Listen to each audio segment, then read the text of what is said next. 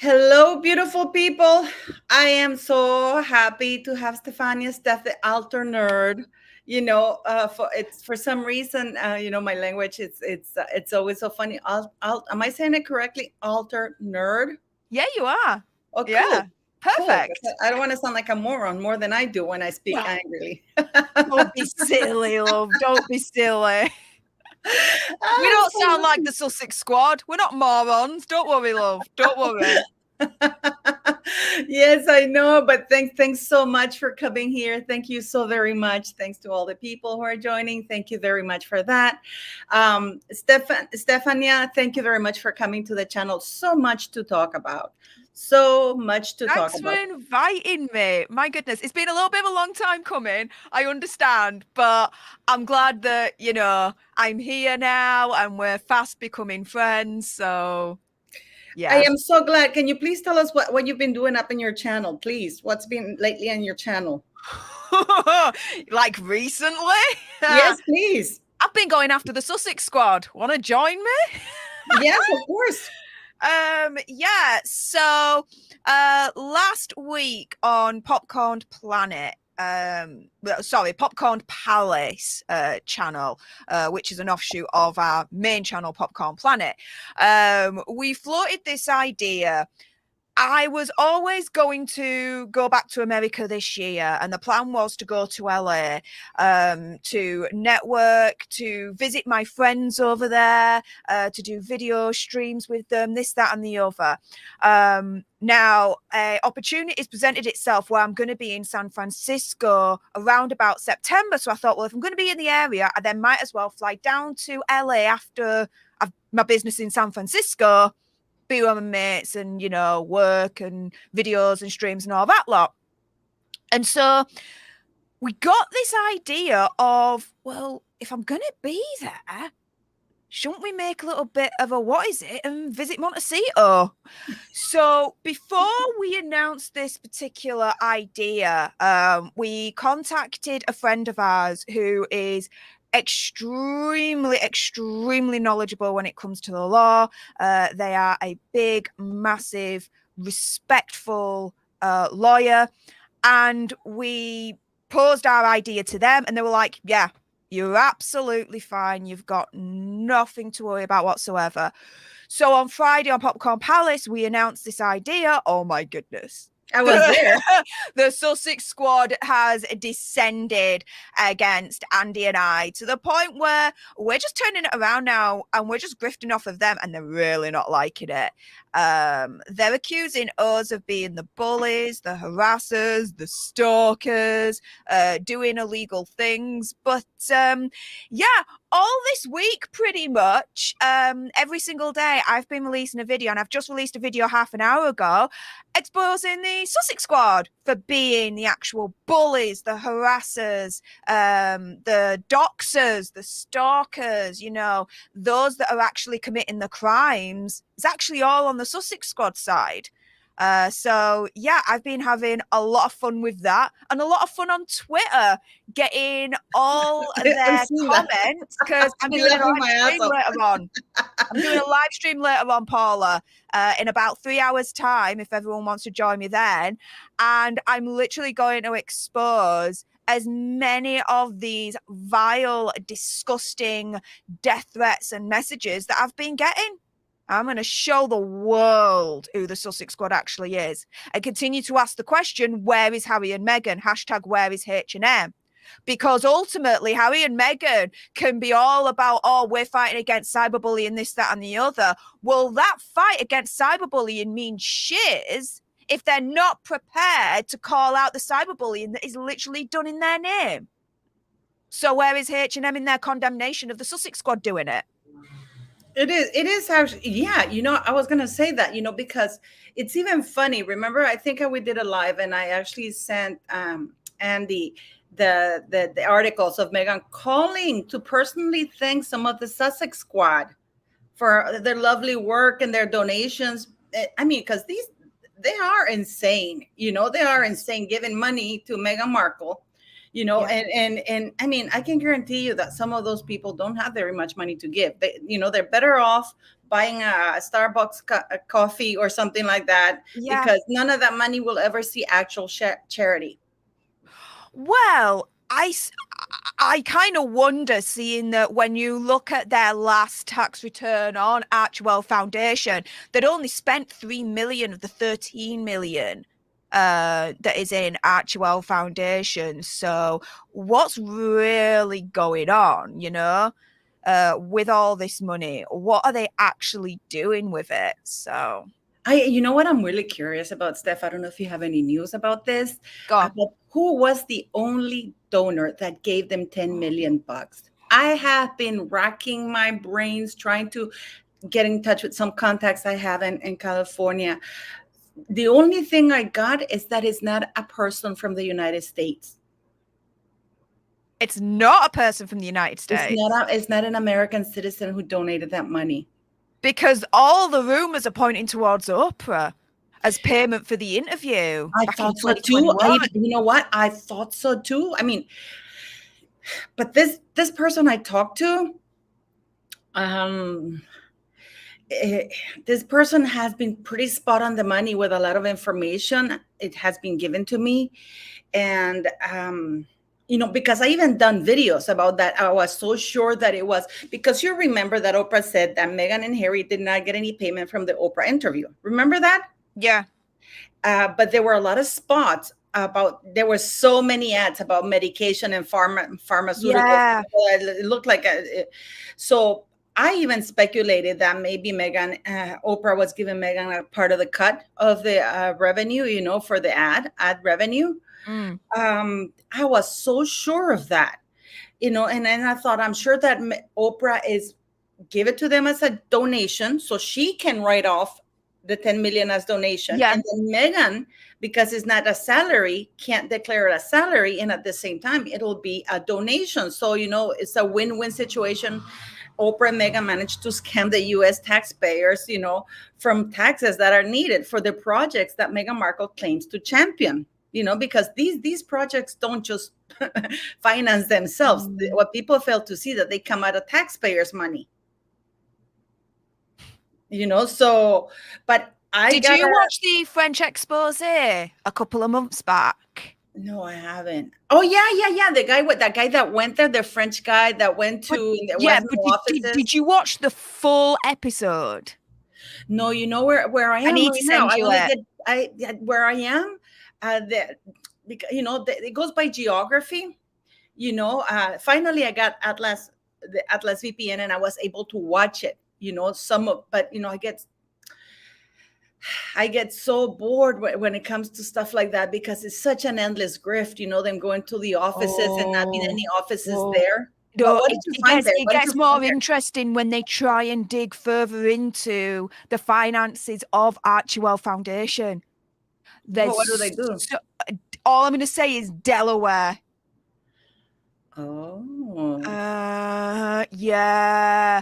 If you don't have it, what I did was I was able to get the original version of it, but it's all in French and I don't speak French.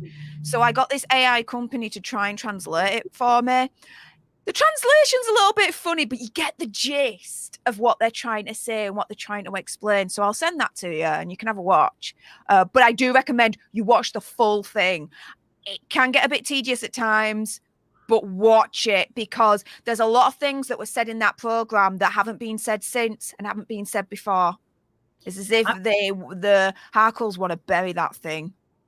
Yeah, but I'm surprised now, because okay, we have seen all this stunt, the like the 15, like that she pays the latest stunt that she's walking out of this place with this bodyguard. I mean, and it's like 100 degrees, and she's there in a big massive coat and a scarf and everything. Wool coat in California. I've lived in California.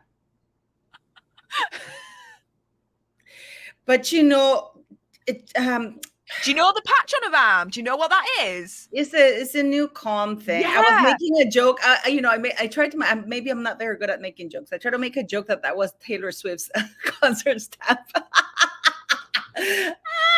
Because you think she went, but for me, Steph, I am I'm sitting on the fence on that one, because This is a woman who calls the paps because she's walking to the market, like to buy flowers. This is a woman who calls the paps that she's walking out down the steps and pacing insanely in an empty parking lot, because what she did is she paced back and forth because she rolled up her sleeve just on the left hand where she had the patch. Look, that there, you can see that there's no Princess Diana watch, right? Yeah. But she used to carry that watch like second skin, but now that watch is gone.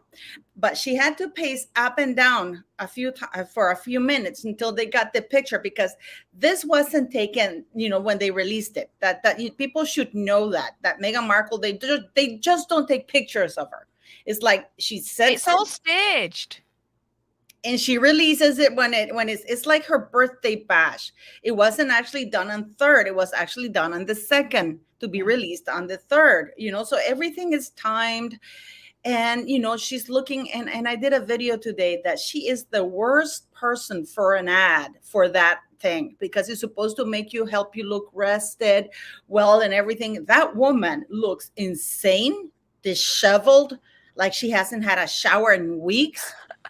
And it's like she's dressed, I don't know, wool coat, beige, of course, not color. What do you think? Yeah.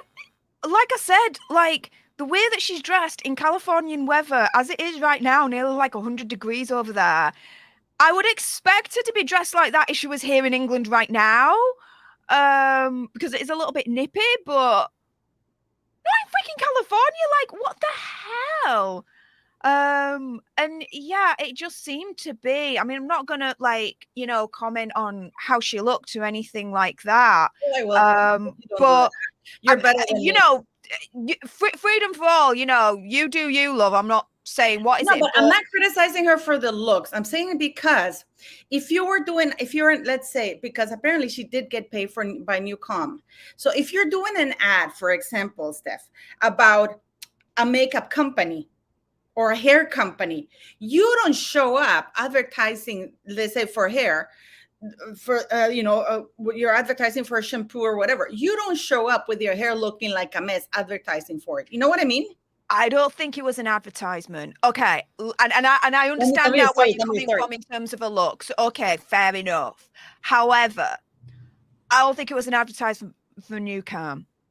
I think it's something else, and I'll explain in a minute. So why I don't think it's an advertisement for Newcom is because of the way she was freaking dressed. Like, you would have expected her, if this was an advertisement, for her to have worn like a short sleeve t-shirt or something along those lines. So you could really see in every single shot this patch. She literally had to kind of go like this to show it, right? I don't think it's an advertisement. I think, no, this is my theory. It's all for the TIG or the relaunch of the TIG part 2.0, whatever it's going to be. I think she's testing right now, and she's getting paid to test these products out so that once the TIG is launched, it's a soft launch at that point. She's already then got posts that she can launch straight away saying, right, I've recommended this because of this, and I recommend this because of this, because there's no mistake here. The TIG, if she does launch this, she wants this to be goop. She wants to copy Gwyneth Paltrow here. Now, I don't think anytime soon she's going to be selling candles that smell of a vajayjay. Let's be real here. However, I think she wants to copy Gwyneth Paltrow and Goop, especially with all the rumors out there in regards to that. So if this was an advertisement, like I said, she would have worn short clothing so that there would have been more photo opportunities of her with this patch on. No, I think she's testing it out for the launch of the TIG. Then why don't you think she was wearing, for example, because, for example, she could have been walking without any sleeves down, because it's warm. Exactly. And she could have been arranging her hair like this, like, for example, I can do this, Okay, I'm going to do it right now. I'm going to arrange my hair. Yeah, Paula! it what you're about to say. She could have walked down the steps with her hands like this, trying to put a ponytail up, so both her hands and her things are showing. You know what I mean? It's something that to me it is actually right. You know, for some people, and part of me also is because she's competing with Harry in regards to media to see who gets more attention, because she's literally releasing almost simultaneously when Harry's news are also about to come up, to see who has more pull, who has more power, who the media. And also, you know, remember when she said she felt suicidal in England and she didn't want to be alive anymore? And we've seen these articles come out about how she's not happy about the lawsuits she's doing, how they have different approaches to parenting, how she wants to bring Archie and Lily out in the open, but she can't do it unless Harry gives permission. So we've seen articles now that, and the great thing about this new calm is that it says very much on their front page is no drugs needed. And you know that Harry, if you go to their website, seriously, I did go to the website, but I didn't catch that. That's hilarious. Yeah, you just have to go there. It says no drug, you don't need drugs with this thing. Basically, it's like a shot at Harry. Right. Yeah, you know? It is. That is a proper shot at Hazard. That. Yeah, no doubt. It's in black and white. I posted it on my video today. To me, it's like I am, because remember, she started devaluating. You say that, right? Devaluating, or what do you devaluing him from the moment he sat down on that Oprah and she started spewing all those lies with her husband sitting right next to her, that nobody helped her, and he's right next to her. Oh, no. She started to devalue him since the launch of Spare this year. Seeing all the backlash that had happened from then, not only on him, but on her as well. Up until that point, they were a united front. They did everything together in public, didn't they? It was Team Sussex, Team Hazard and Megxie. As soon as Spare came out, she was notoriously silent. Didn't do anything publicly whatsoever. Completely went underground. And what's happened since then? They've split off. Where's Hazard right now and where's Megxie right now? Who has got the agency deal with WME and who doesn't? This is where this is going, as far as I'm concerned. Okay. Now, Sue believes that, and if you're not subscribed to Sue Smith, our friend, do so right now.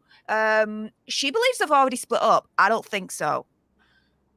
I think they'll split up once Megxie believes she can stand on her own 2 feet and she can get the big bucks in herself, because at the moment she still needs Harry. She still needs to be affiliated and married to Harry and have that Duchess title for her to have any clout whatsoever, any notoriety, any fame, and any chance of landing any big deals.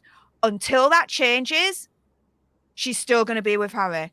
Once she can stand on her own 2 feet, and get those big book deals in on her own name, that's when she's going to divorce. And the first step was completely being silent and going underground when Spare came out and she saw the backlash and she was like, oh my goodness, he's a liability. I think that's when she first realised that. And then the further backlash with Chris Rock. And then you had Kayla Rockefeller from the Rockefeller family, who's a powerful dynasty in America. You don't want to mess with them. They're like, no, we don't want anything to do with you. That's a big one.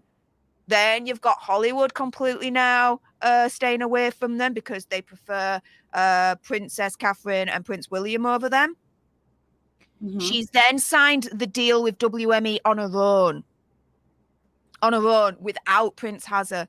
So now the next step after all that is to try and get deals on her own.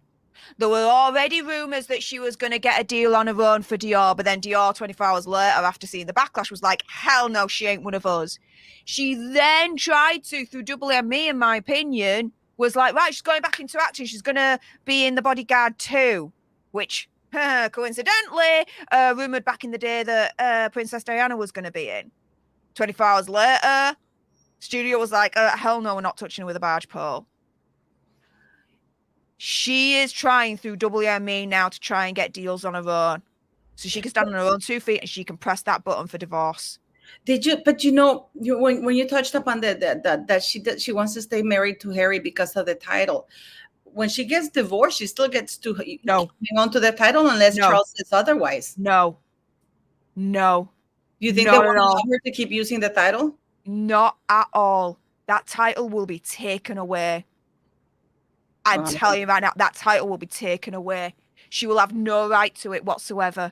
Don't you think she'll scream racism though, because they have allowed every ex-wife to keep it, and why won't they allow her? Tough. I think they will use the fact that she's American. Tough. Don't matter if she was American, from Timbuktu, Australian, freaking from Mars. It don't matter. That title will be taken away, just like the HRH was taken away from them. When they get divorced, that Duchess title is taken away. The only titles that are not going to be taken away in that scenario is Lilibet and Archie. They're still going to be Prince and Princess because that's what they're born into. You can't. I mean, I'll be fair when I see it, right? For Archie and Lilibet, they're grandchildren of the monarch. The letters patent of 1914 dictate from George V. The grandchildren of the monarch also have the Prince and Princess title. Fine, okay, that's fair. Leave those titles. Her though, Megsy, that Duchess title's gone. Just like that HRH title. But that's the thing, at that point, it's a case of she'll press that button because she no longer needs Harry, because she can get the books on her own without the title, without being married to Prince Harry. I mean, think about it. They're already ditching the title of Duchess and Duke of Sussex. They're already starting to do that. There is that kind of transition stage with it all. You think so? I mean, because people are very frustrated, Steph, that they haven't been able, that they think that they feel she gets away with everything. You know, that they are still prominently featured on that website. They shouldn't be on the royal website at all. You know, I mean, they're still there. And people think that they're small victories. I actually saw Richard Eden, and it's my new hero, saying, you know, that removing the HRH styles from our website, but not in real life, because what people don't realize that they're still HRH. They're just not allowed to use it in public. Yes. And so they haven't been stripped of that. But and he said that, and people are happy that they're at the bottom of the page. That happened in September last year. But he said that that is just trivial, that they shouldn't even be there, and they shouldn't even be in the line of succession. Okay. So when I say they're stripped of HRH title, it's shorthand for the stripped of it not being able to use it in public. They're still technically HRH because of their proximity in relation to the monarch of King Charles. Again, you can't get away from that, right? But there is precedent of titles being taken away through divorce, i.e. Princess Diana. Her Princess of Wales title was taken away. Her HRH was taken away. But she was still called Princess Diana in public because we loved her. And she's Princess Diana and that's it, right? Yeah. They will take away the Duchess title and her HRH title. And no one, apart from the Sussex Squad and the bots, are going to be crying spilt milk over it. I guarantee because we're Sussex Squad. Like, I mean, you're in the midst right now of exposing all the insanity of these people. I mean, so much fun. Yeah, it is actually. It really is. Oh, you should see the responses. Apparently, I'm the bully for exposing the bullies. Huh? I know. It's like when like somebody steals your purse and then you go to the police and you know, and you say my purse was robbed, and you're the evil one because you're actually saying, hey, my purse was robbed, and it's like, how dare you? How dare you complain about you being bullying, doxxed, you know, harassed and threatened? I know, right? Yeah, because to be fair, and you know, and going back to that thing about the bus that you guys said, I want to stress something out that for some reason, some people use sophistry. In LA, they have tour buses that go around celebrity homes, and they point out, they even allow you to park outside, get down, take pictures. I mean, there's even the map to the stars, that the houses. So, and Meghan Markle, if we go by that same standard, she was talking the royal family when she was taking pictures outside of Buckingham Palace. You know what I mean? We even found a member of the Sussex Squad that actually recently went to Montecito and did the whole kind of tour. The approved, we're calling it the approved JoJo Diva Montecito tour. Like, it's absolutely hilarious. I'd always said right at the beginning when this all kicked off, I bet they wouldn't kick off if it was one of their own that did the pilgrimage. You have some sugars. You see some sugars actually saying, "Oh my God, I'm here with Meghan. I'm outside of Meghan." Exactly. And one of the sugars, this JoJo Diva, whoever this person is, actually did it. I went to Montecito and took pictures and everything. And this whole thing about, going to their house, this, that, and the other, people can't take a joke and know what sarcasm is, because to get to their house, you would have to pass a lot of security to get into the vicinity of it. Like, what? We're just gonna rock up to the Sussexes, knock on their door, and then be like, "Oh, where is it?" And they're absolute morons if they think that's the actual reality of what could be done. Like, no, there was no way we were gonna go there. It was like a freaking hilarious joke. You are allowed to be outside on the street in front of their houses. You're allowed to free protest. You know that, right? Correct. That's part of one of the bedrocks of the United States, of pretty much any democratic nation in the world. You're allowed to protest anywhere. Yeah. You don't enter the private property. You can be outside your house. Correct. So this is the thing, right? We were never going to go anywhere near their house. It was a freaking joke. That was the thing.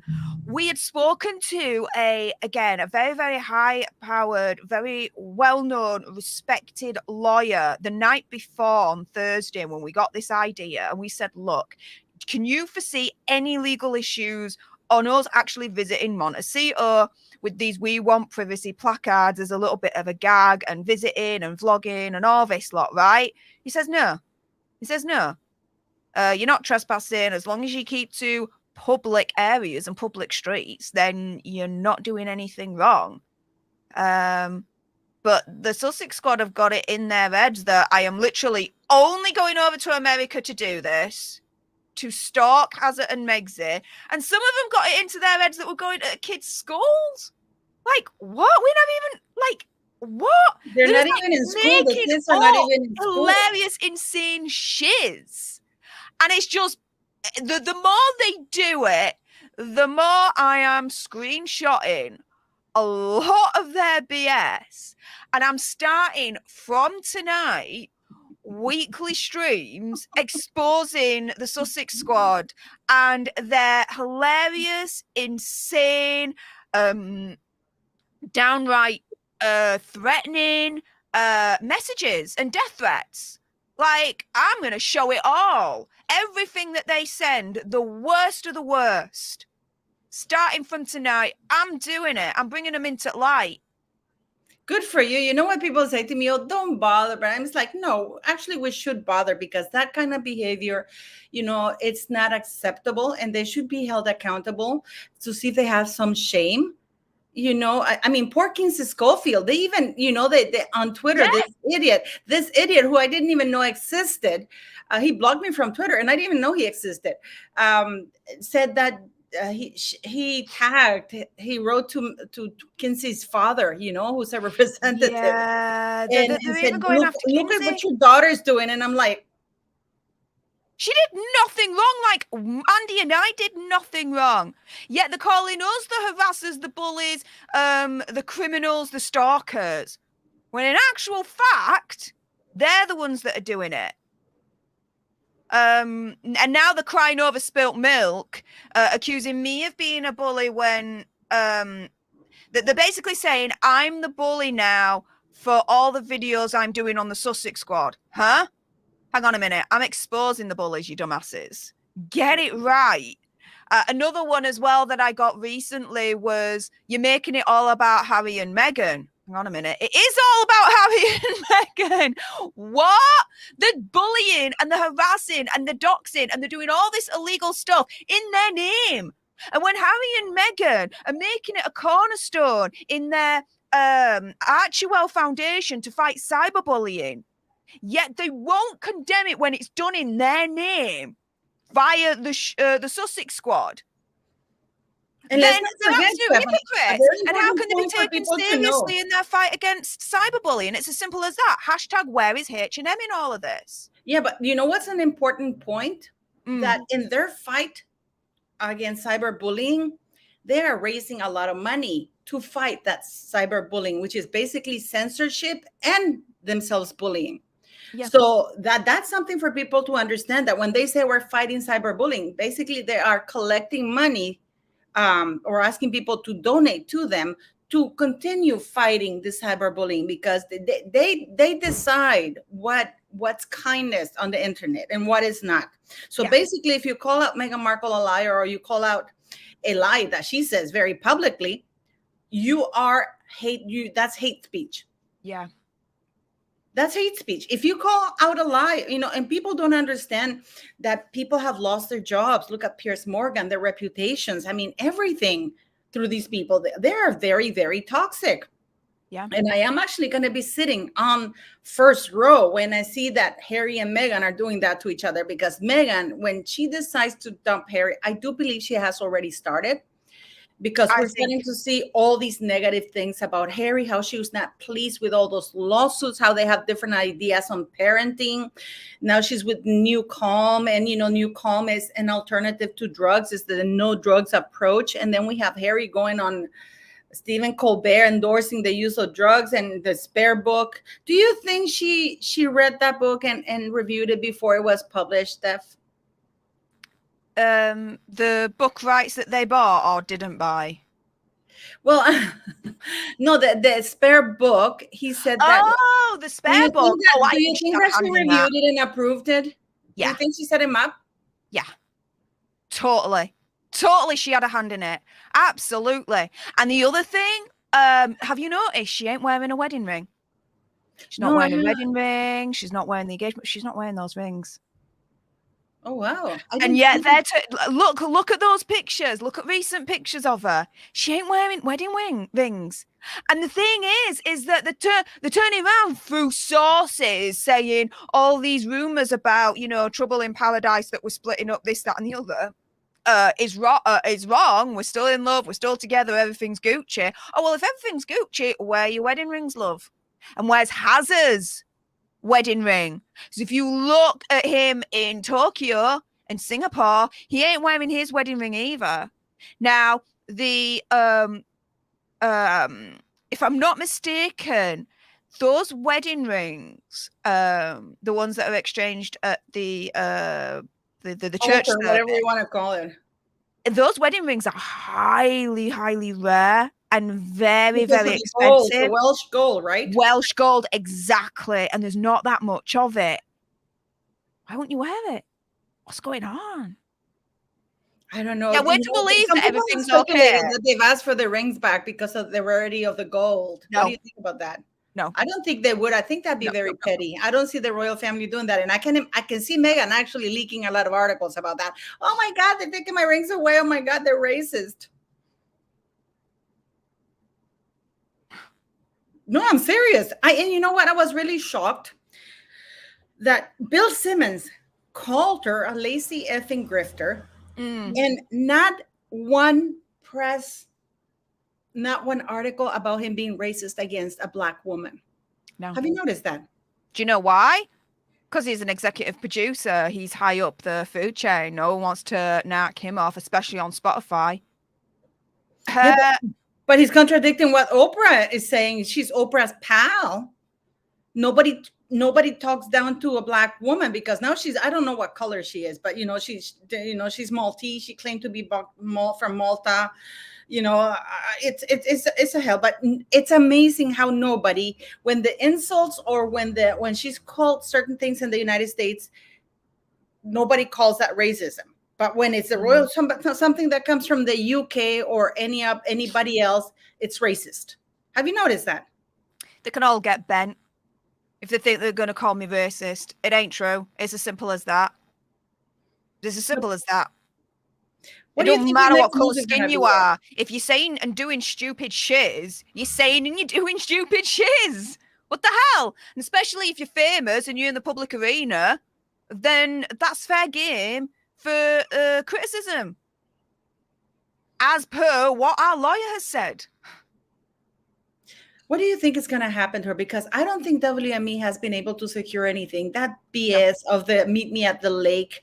The lady got $60,000 and Netflix gave them $2.4 million to produce, hoping that, it's going to. But, what do you think of those news? Because that's what's reported, that the actual lady got $60,000 for the rights to the movie, and Meghan Markle and Harry were given 2.4 to produce. Archwell Productions was given 2.4 million to produce. Okay, so the whole deal is shady to begin with. First and foremost, no, seriously. So the book Spare and the book Meet Me at the Lake is from the same publisher, Penguin Random House. Also, as well, the author Carly and Megsy, both from the same agency, WME. Now, there was this PR expert that turned around and was like, hang on a minute. This book was on the bestseller list, the New York Times bestseller. Very, very popular book. Why would you sell the film rights to a production company that is completely and utterly not experienced at all in film production? As simple as that. Why would you? Why wouldn't you give it to a production company that's been there, done that, has a track record, so that there's a better chance that it's going to be successful and it's not going to ruin your book? Yeah, you know how bad you have to be to fail at Spotify when they give you so much money. Can you imagine if they give us a deal? I can guarantee you, we turn out a lot of fun stuff. I mean, I can just see you going crazy. Can you imagine with that kind of budget? You know how expensive it is to have billboards in New York. Oh, probably expensive all as hell. Over the place. They had them all over the place. They even put her above Joe Rogan, that's a lot. So but what I mean, you have to be pretty awful. And how many producers did she have for that crap? 27 or something?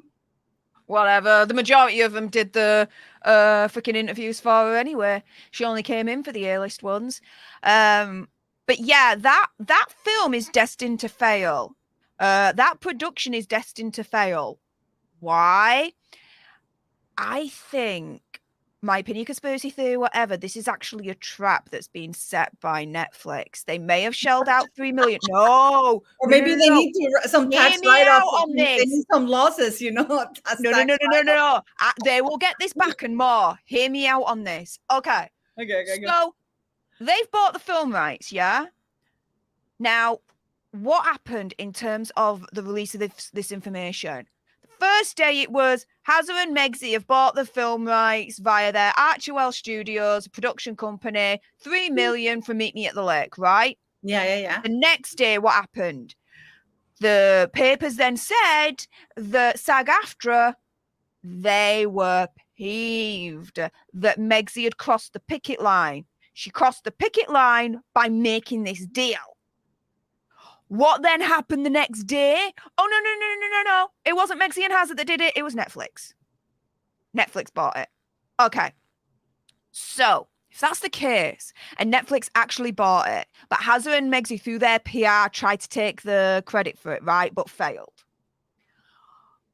There is a strike going on at the moment. Yeah. They can buy the book rights all they want, the film rights to the book all they want. But they can't do shiz with it.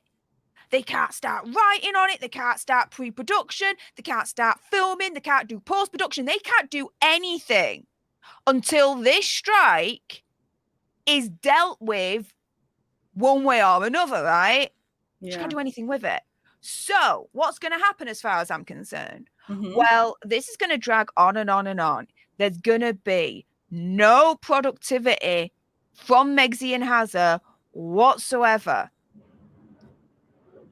Netflix then are going to use that to turn around and say, well, look, there's been no productivity from you. We had Hazza and Megxie last year. We had Born to Lead that bombed. Heart of Invictus, who knows what's going on with that. But we bought you the movie rights to this book, and you've done nothing with it whatsoever for the past how long? You're done. Low productivity, out the door you go.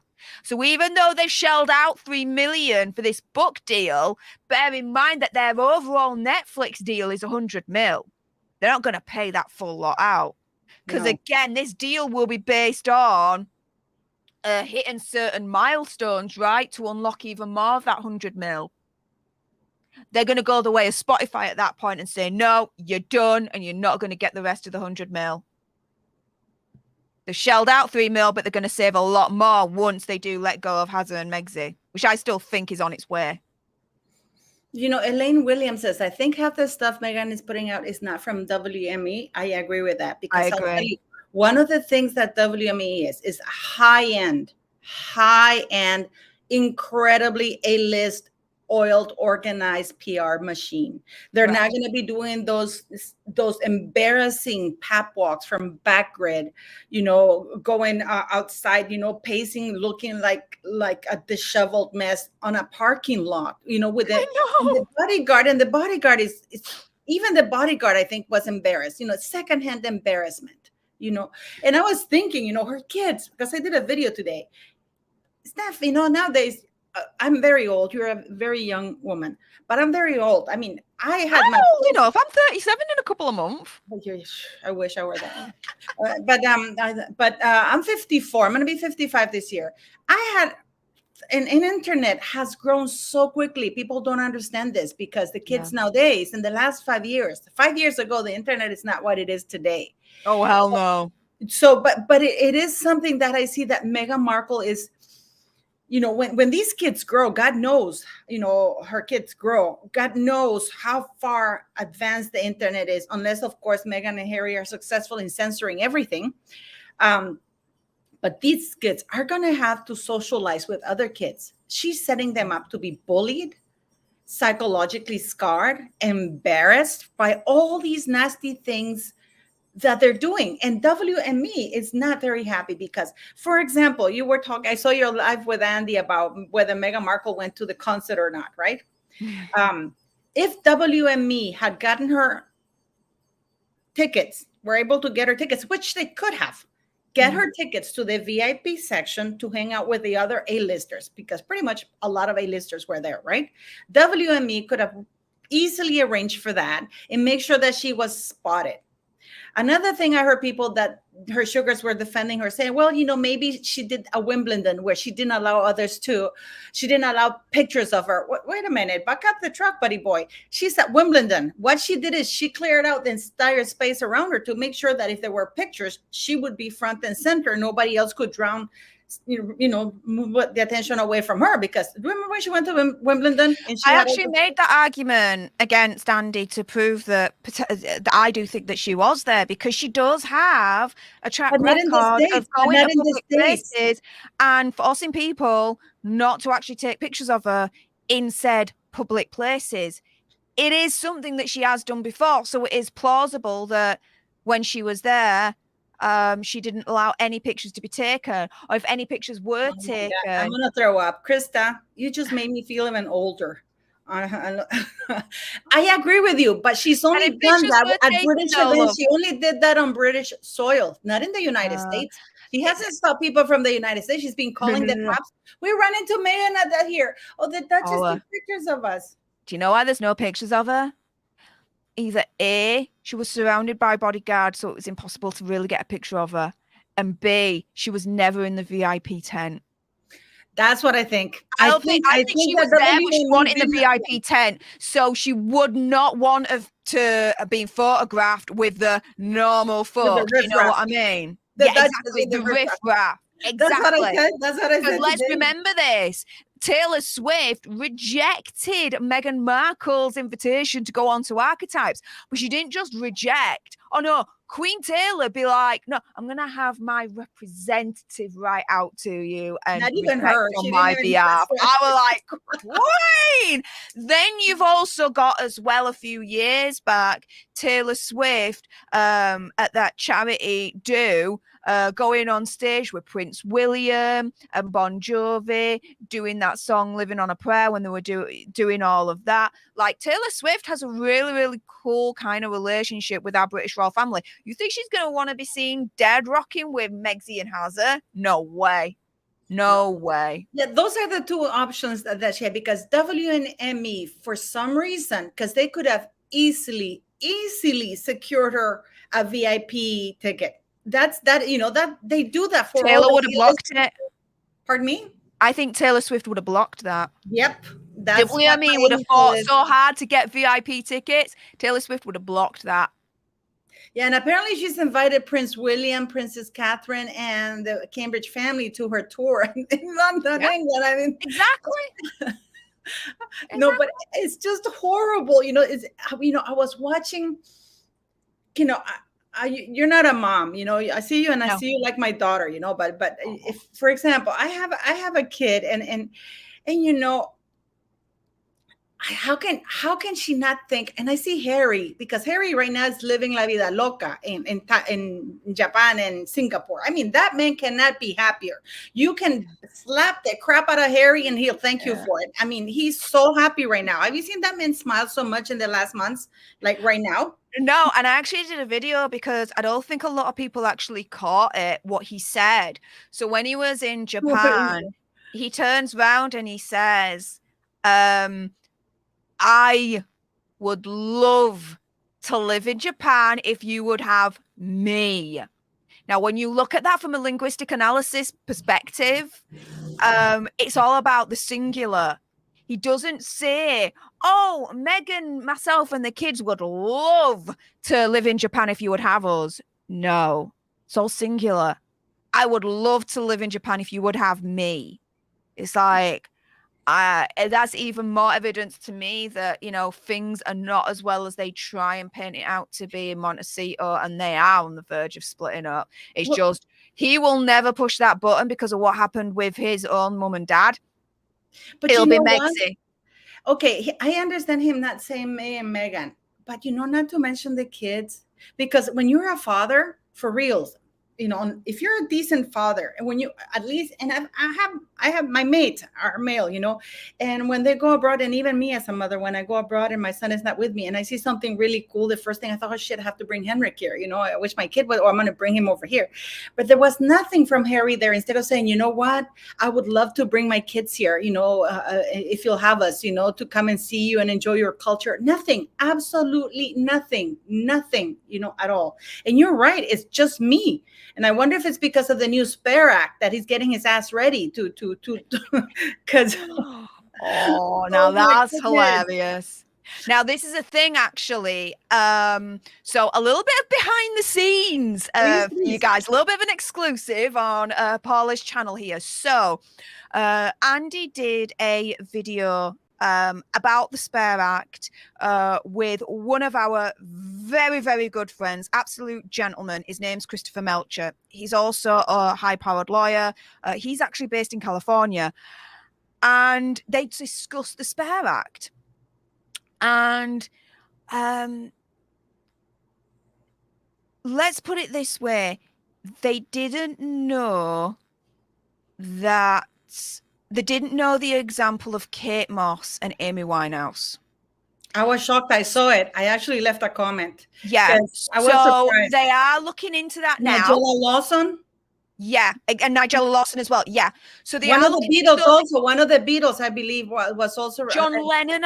But that was no. That's slightly different, and I'll explain in a minute. But they are looking into that now, and maybe doing an updated video on that. So do bear that in mind, because I watched the video, and he was messaging me at the time as they were filming it to try and get my insight there, and then without me being in the interview, the video, which is fair enough. It happens sometimes, and afterwards, speaking to Andy, I'm like, dude, you do know that Kate Moss couldn't go into America for like over 10 years because she was caught doing coke. He were like, what? Yeah, and Amy Winehouse. Oh, and Nigella Lawson as well. Like, there is a precedent of if you have been caught or you admit doing that, they won't let you in. they will not let you in. So you've got Prince Hazza admitting that. Never mind the rest of what he's admitted to, what he's taken to, right? Forget that. He's admitted taking it. Just by doing that, he should not be let back in. He should be treated the same energy as Kate Moss, as Nigella Lawson, as Amy Winehouse. But I know it looks like we might have a Sugar Squad member in the house. Who's that? Who was that? It's not Ragnar Arenspear. He's actually very nice. Oh, okay.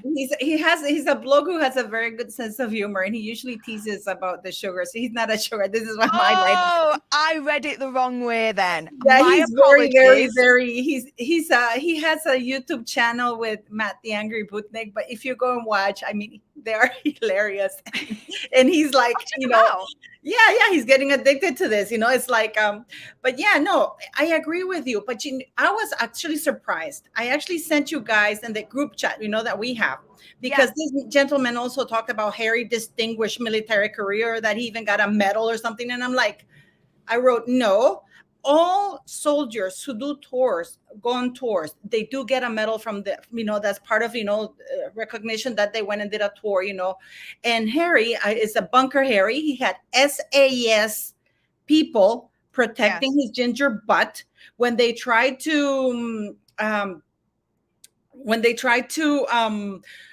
there was an attack at the base.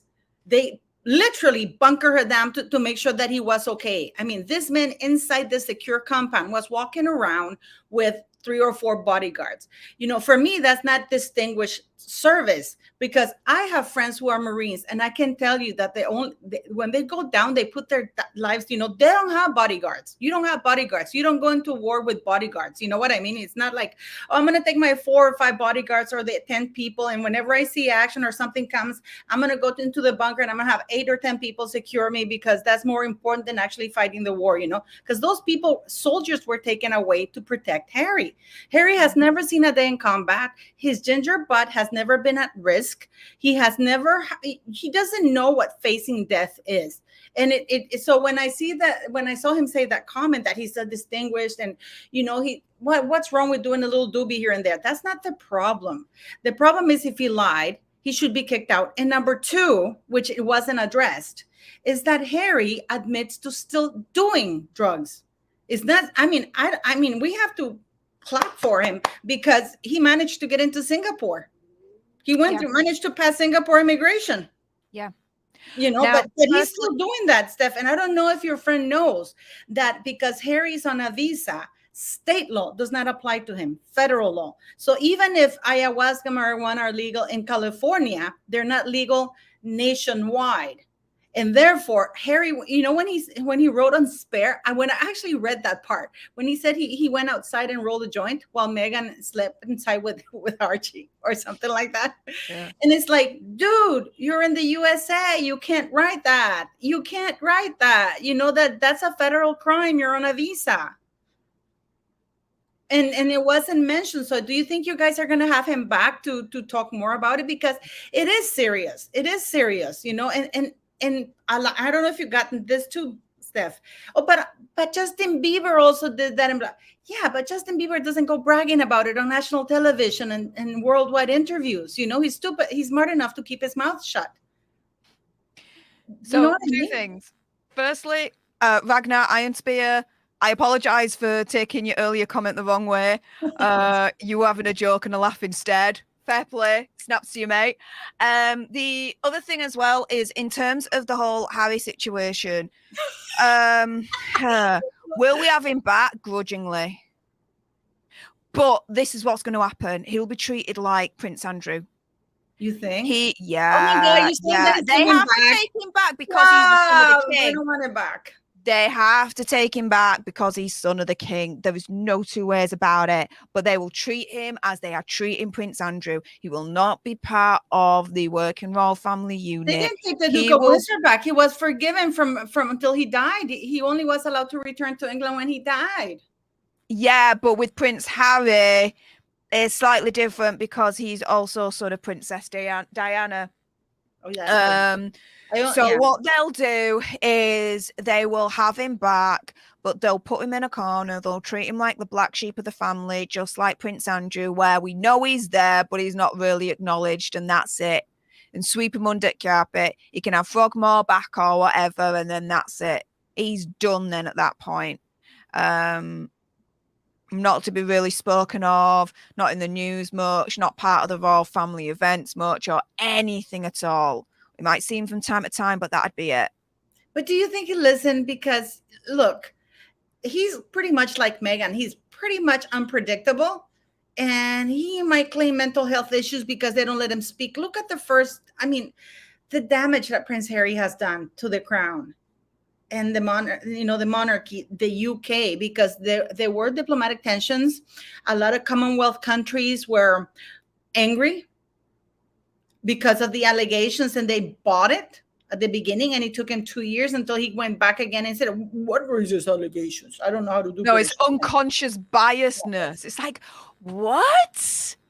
Dude, do you not? You obviously do not know the definition of unconscious biasness, even though you're supposed to be like a mental health expert at BetterUp or something along those lines. Which, by the way, have you heard about that? About what? So over 100 people have now been let go of BetterUp, and a lot of them, now are turning round. I reported on this on my channel, so if you want to check it out. Yeah. Please go check out her videos. Go check out all her videos. Subscribe.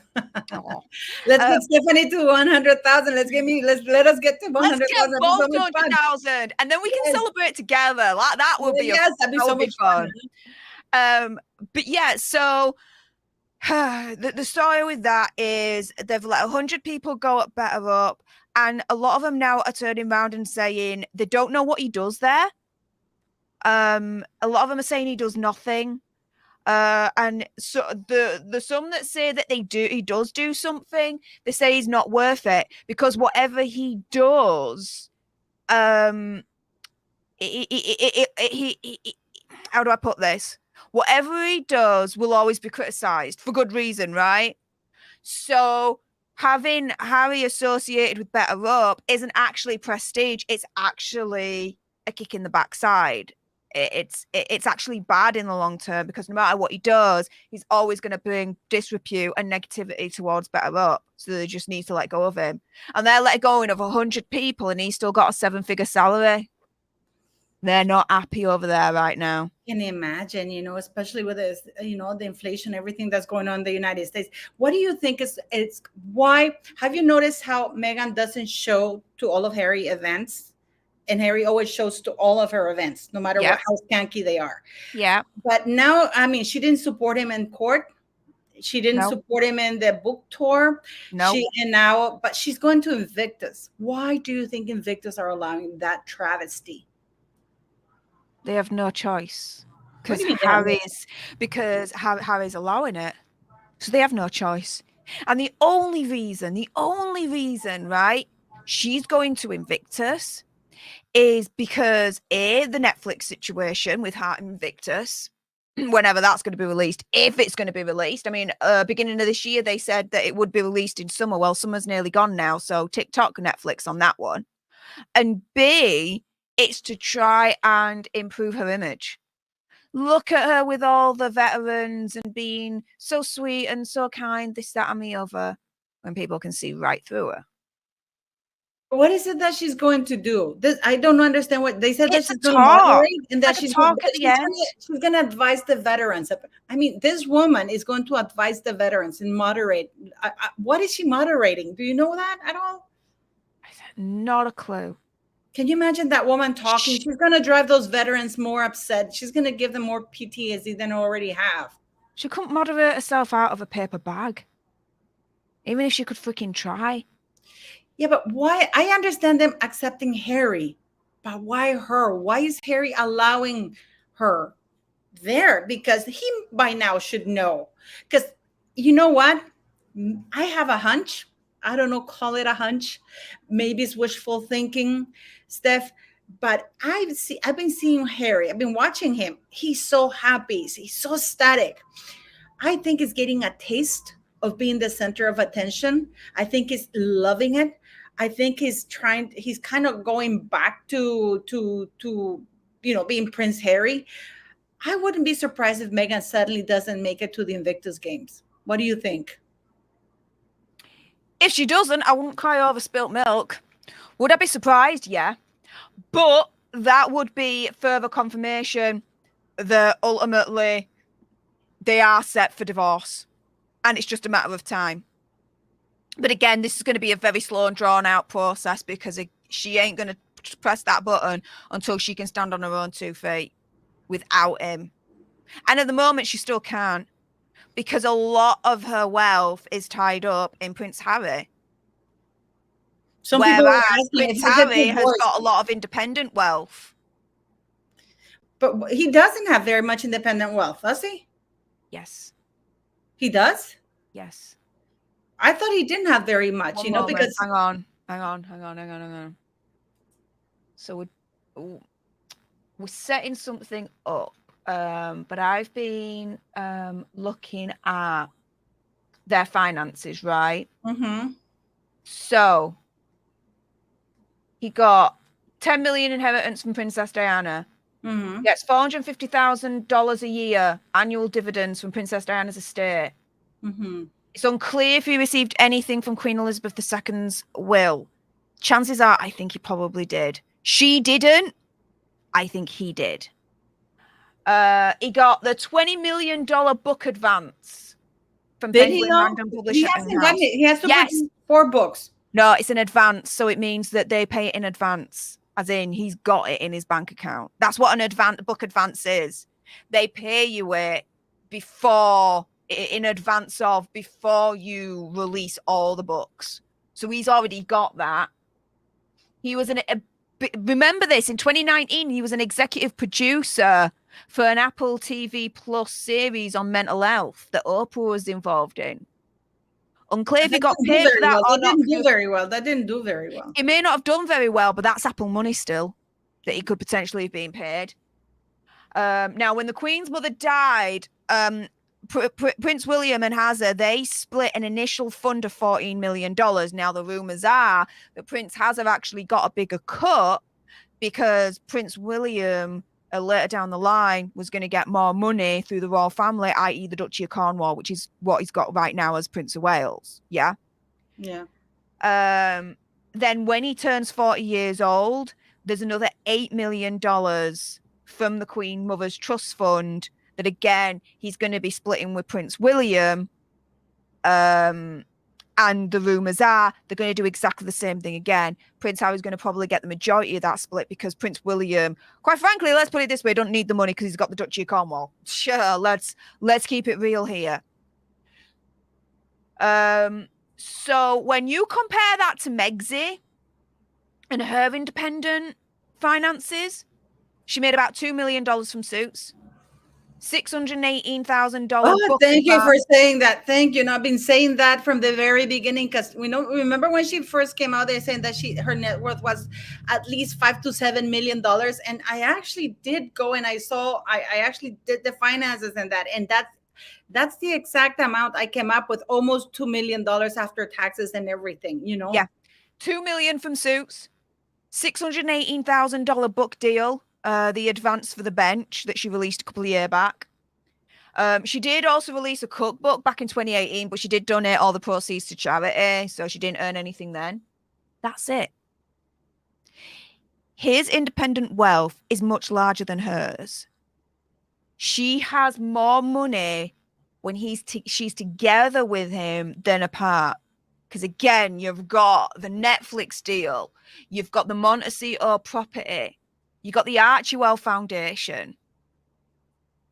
Together, she has more money with him at the moment. She can't take anything from inherited money. That's a law in pretty much everywhere. She can't take anything out of inherited money. But she can only take money 50. Well, if she's been 10 years married to Harry, you need to be married 10 years to be able to, unless there's no prenup. And we know that stupid Harry went no against prenup. having any prenup. He insisted on having any prenup for the woman of his dreams. So Meghan needs to be married at least 10 years, according to California law, to be able to get half of everything they've made during their time of marriage, right? So all inheritance that he got, that those are off limits. But from what I understand from California law, it's that he is supposed to maintain her to the kind of lifestyle she's grown accustomed, and the same thing goes for the kids. So he would have to pay her a very expensive alimony and child support for the kids.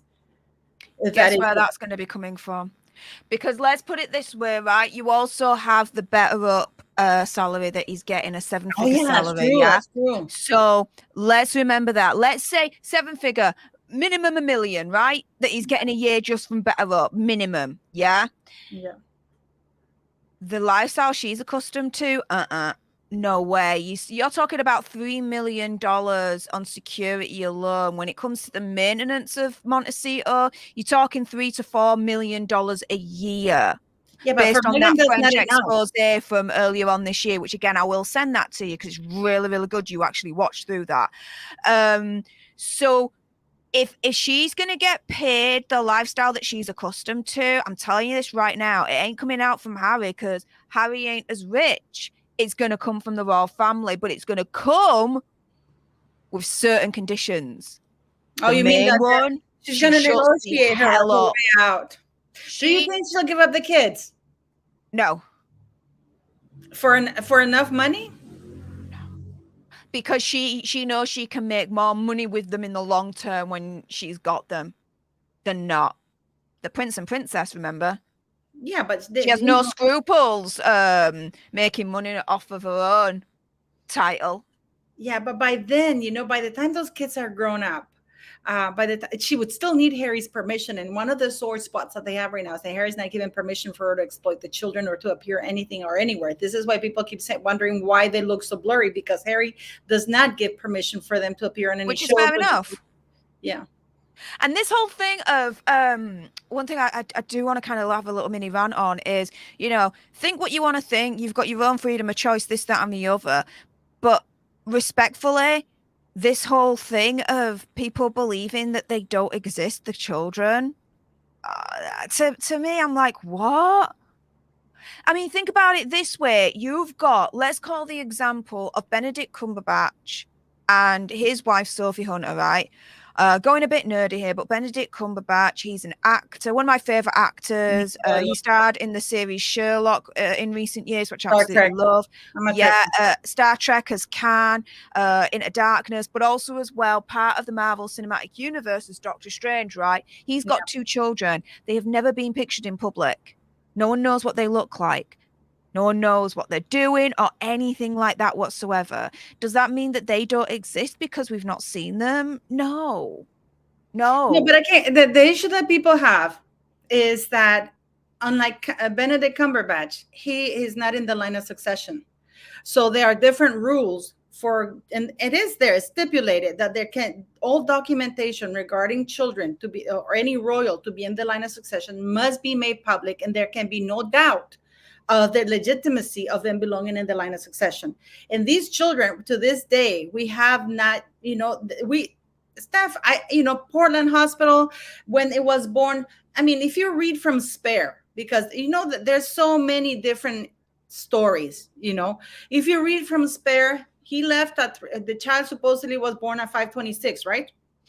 That's what Harry says. Mm-hmm. And that it took 2 hours from the time they drove back and forth until Meghan, basically, they got in the car. The royal protection officers who are sworn an oath to the Queen, and even though they were assigned to Harry, their answer to the Queen at the time, to the monarch, would have immediately notified the palace because of security issues. If anything happens, what happened. It always does. But according to Harry, according to his timeline, from the time they left and the time they came back, it only took 2 hours. So they must have left around 3:26.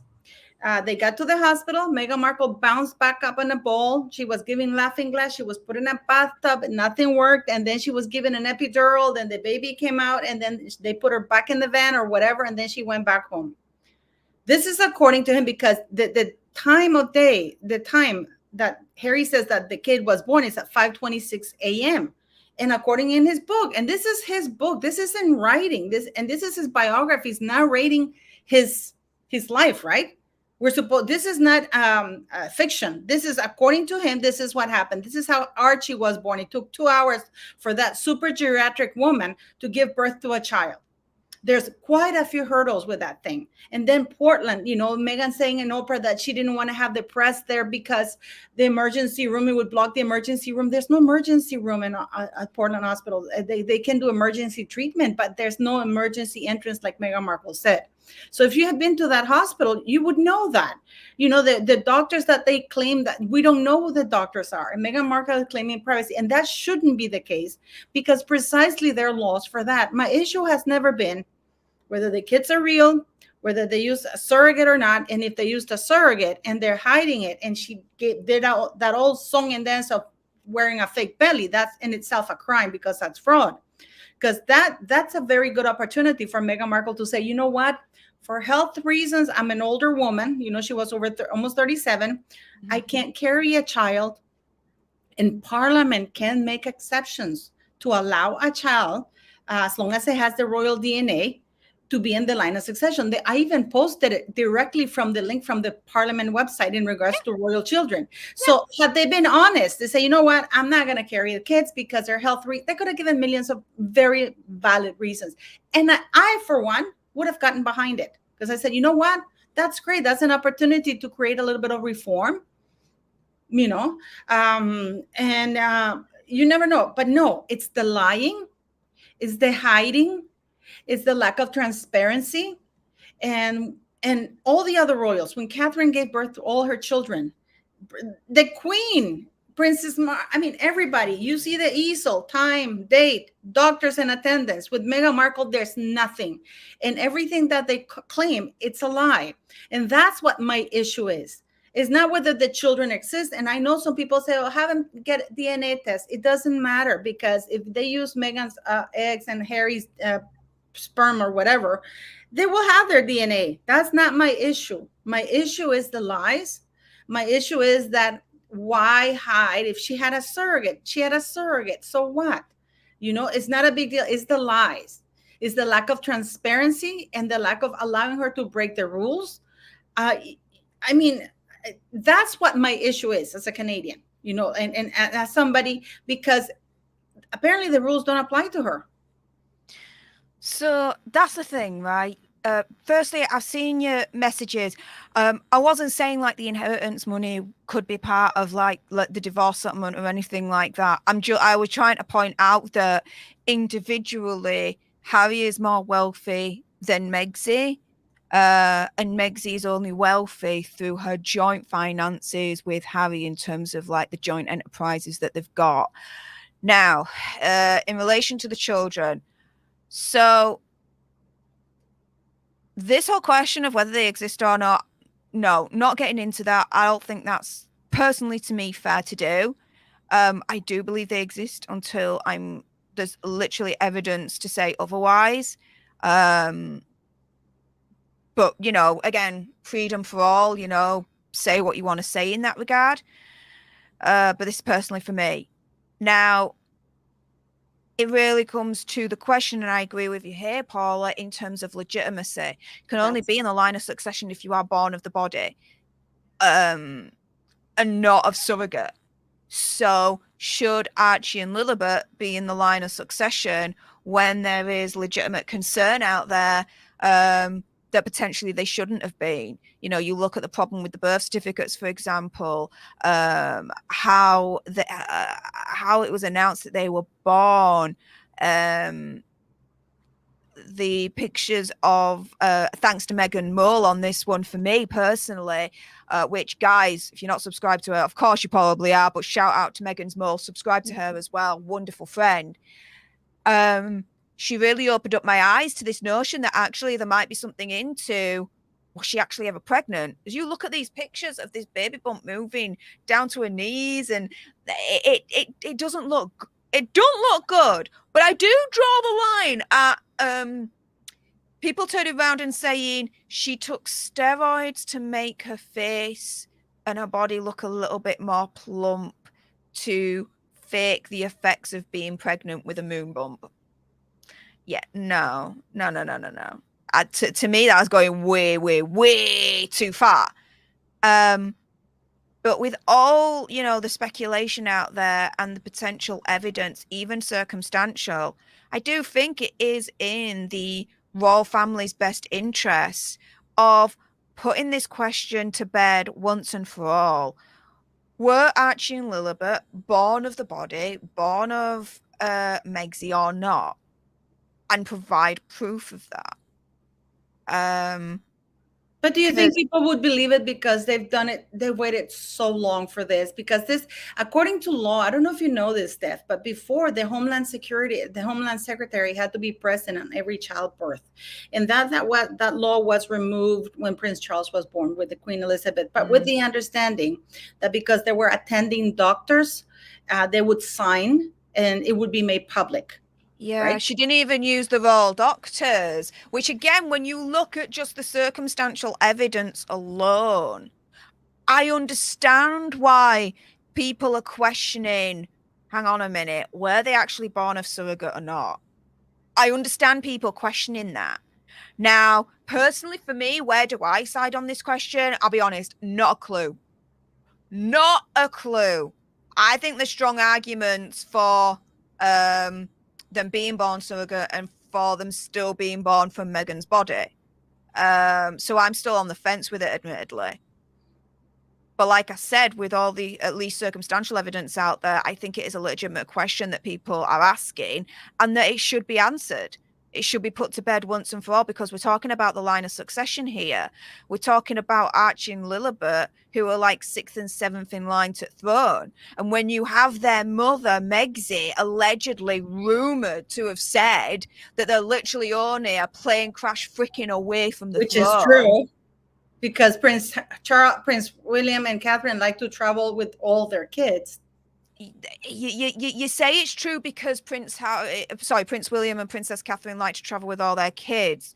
No, I mean it's true that if something happens to because oh right, okay, when Meghan Markle says that, it's because he's fully aware that Prince William and Catherine travel all together when they go on vacations and stuff like that, which the Queen begged them not to do. True. So this is why Meghan said that they're only one, or allegedly said they're only one away, because she knows that they always travel together, the 5 of them.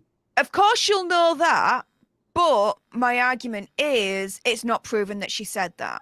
Yeah. Oh, no. This is what we're saying allegedly. However, this is why I said, when you've got the mother of these 2 children allegedly saying they're a plane crash away from throne, would you put anything past her really at the end of the day to try and grab as much power as she can?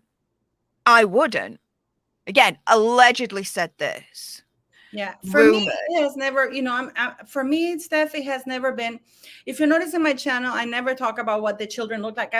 People get angry at me. I don't care if they're purple and they have green skin from Mars, because I'm a Trekkie, by the way. So I don't care if they're from the Marvel universe. I don't care what they look like. In fact, that is absolutely irrelevant to me. I don't care about anything. I don't care if she was. For me, what I care about is whether or not, why the royal family, why the monarchy and Parliament, because Parliament has an obligation to insist that these documents be made public. You know that you can't even get a copy of the certificate of Archie's baptism? No, you can't. I know, you can't do it. No, you can't, because it's how we're protecting the privacy of the godparents. But I have asked, Bookworm has asked, okay, can you black out the godparents? We don't want the godparents. I just want a copy, because they can do that, right? Nope, you can't.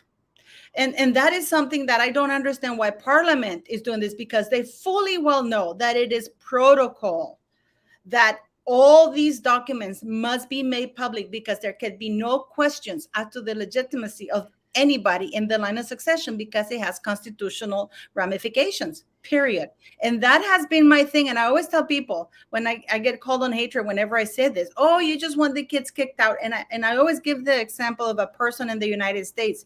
If you have a fake, let's say you come from Mexico and you manage to get a fake US birth certificate, and you manage to fool the authorities for a while, and you get a US passport, and then they find out that you lied about it. Not only do they remove your passport and take away your citizenship, but you go to jail because that's fraud. It has nothing to do with liking you or disliking you. It has to do whether they or not you meet the requirements for that. And that has always been my issue. I always see people, oh, they don't exist, or the DNA. I don't care. I don't like the secrecy, and it is not protocol, for them not to have access to these documents. And Meghan Markle's arguments to protect the kids' privacy fall flat, because we know that now she's fighting to have, to basically exploit the children in the United States. And it's not privacy that she was ever, worried about. But yeah, I do agree with you. I mean, people, when I know that many of you say, oh, the DNA, it doesn't make any difference, because if she used her ex and Harry used his sperm, the kids will still have their DNA. That's not my issue. My issue is where is the legal documentation? Why are they not making it public? And the problem is they've waited so long, that because they waited so long, people now are not going to believe anything they put out, especially after after that book, and the way Harry, they talk about so many things, Stef, and yet they don't give one anecdote about when Meghan Markle was pregnant, that she hadn't foods or she couldn't sleep or nothing. No anecdotes about that. Have you noticed that when you're pregnant, you always have anecdotes? I remember it's like, your cravings, and when your body changes, and sometimes your voice can actually change with pregnancy as well, and your hair gets fuller, and your boobs kind of change, and there's a lot of changes that happen. There's a lot of like little side stories that you collect whilst you're pregnant, little tidbits. But no, they don't talk about any of that at all. It was just, she was pregnant, she plopped out 2 kids, they're now prince and princess, living in Montecito, jobs are good.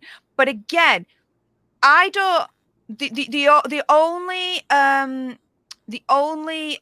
time on my channel that I've talked about Archie and Lilibet is via Meghan Markle, when it came to exploring this notion of whether she was pregnant or not.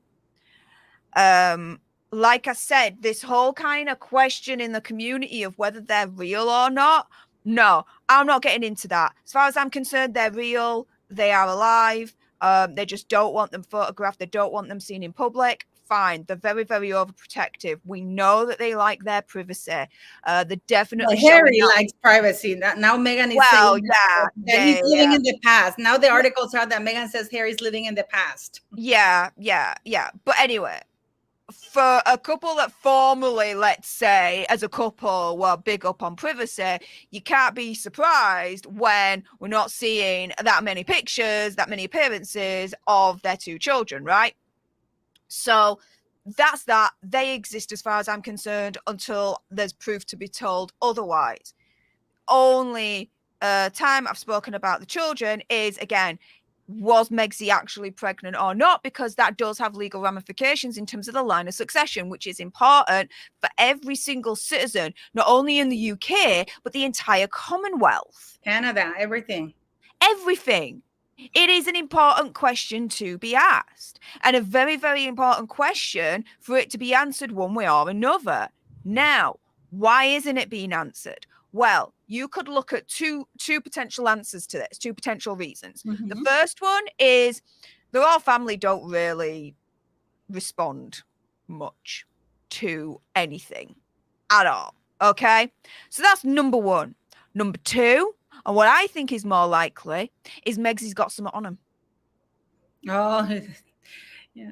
You know what I think? What I think she has on them? That they played along her game. Now they're accomplices, basically, because once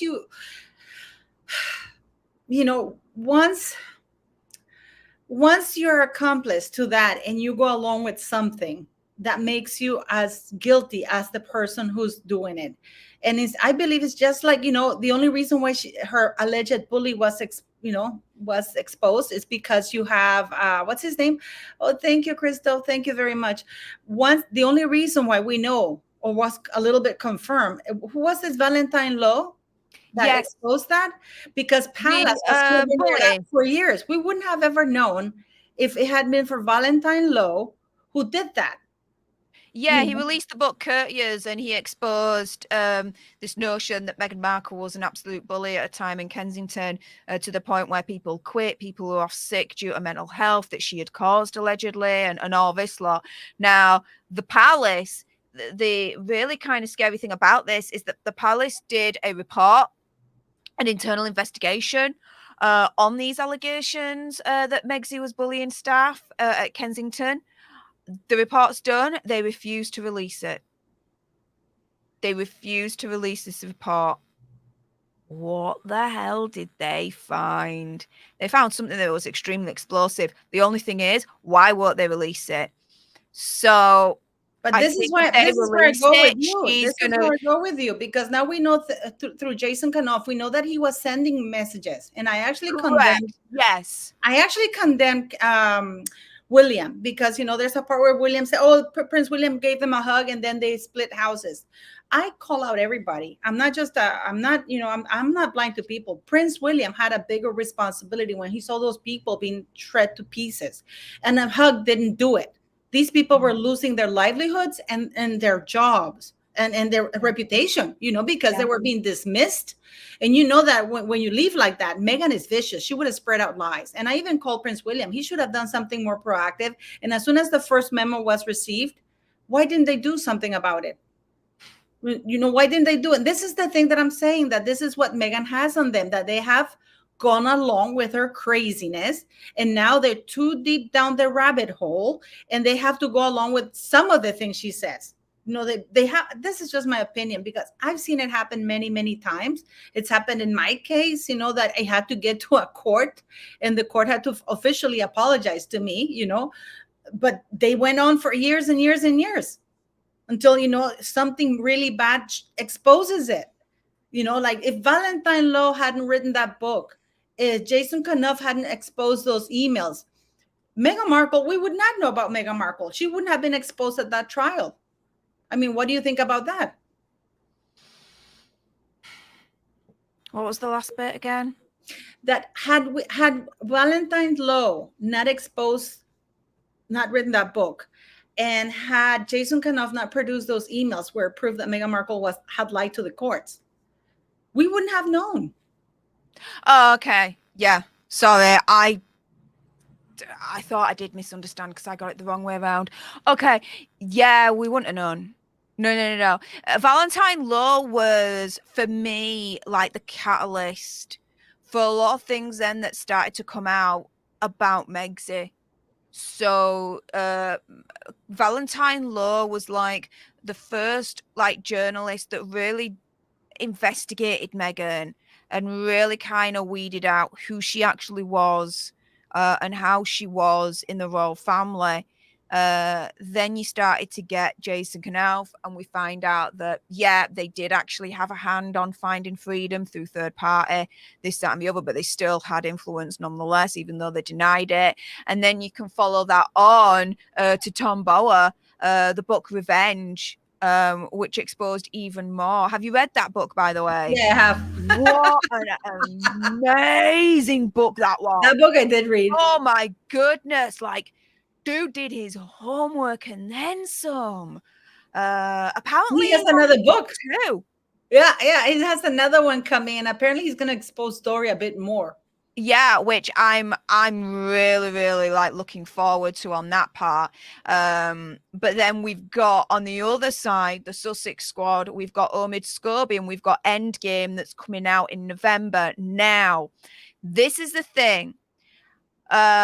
We're going to pretty much read it so you guys don't have to. So make sure you subscribe to our channels, because I'm sure we're going to be talking about it. You're doing a live pretty soon, right?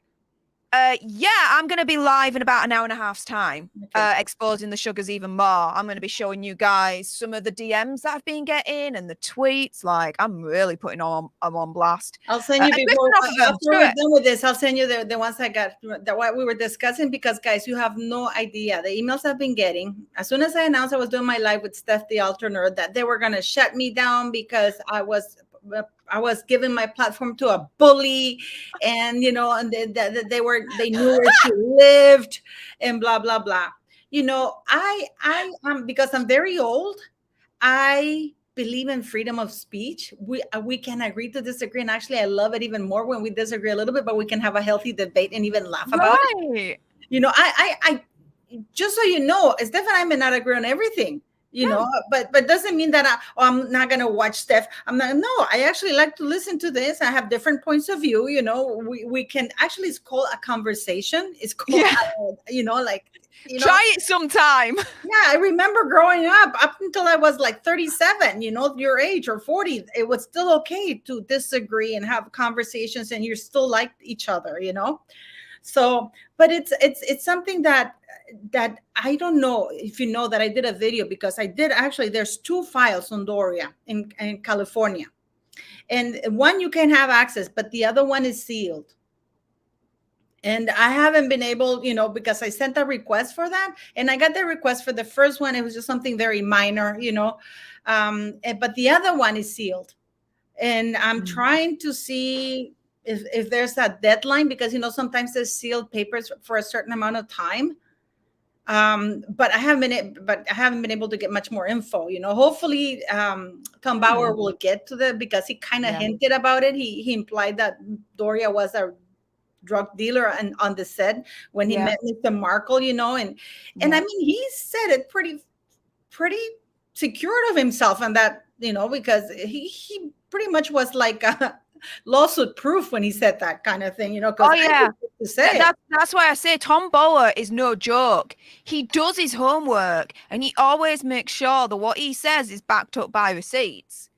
So yeah, Doria and Megsy, they better be quaking in their boots right now, because when Tom Bauer completely drops his second book, are they gonna feel some pain from it?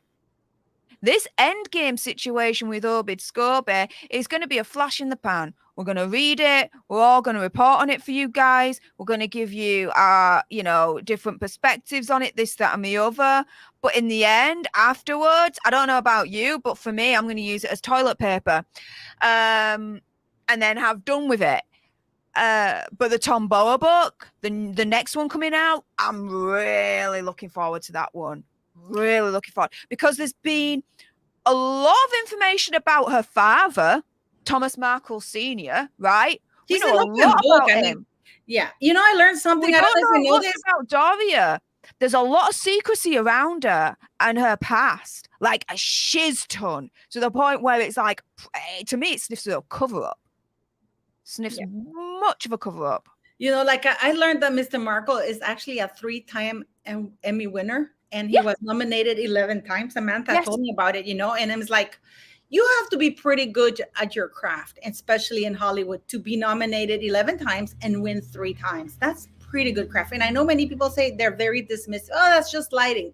Lighting is very important. As you can see, if I have poor lighting, I can look like I'm 90 years of age, like I do most of the time, because I don't have any studio or anything like that, but it's still, lighting is important. Lighting is the difference between looking hot and young and, no jowls or anything, Stephanie, you don't have to worry about that because you're such a young pup.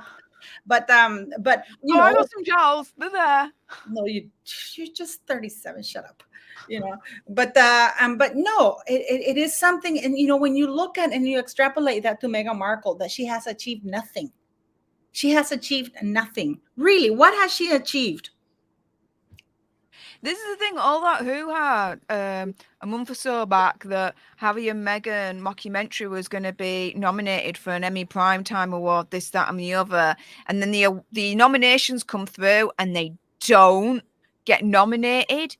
Then all the buff came out that Megsy and Azza, they were hunting down Hollywood to find out Who has it against them? Their enemies, this, that, and the other. Well, hang on a minute.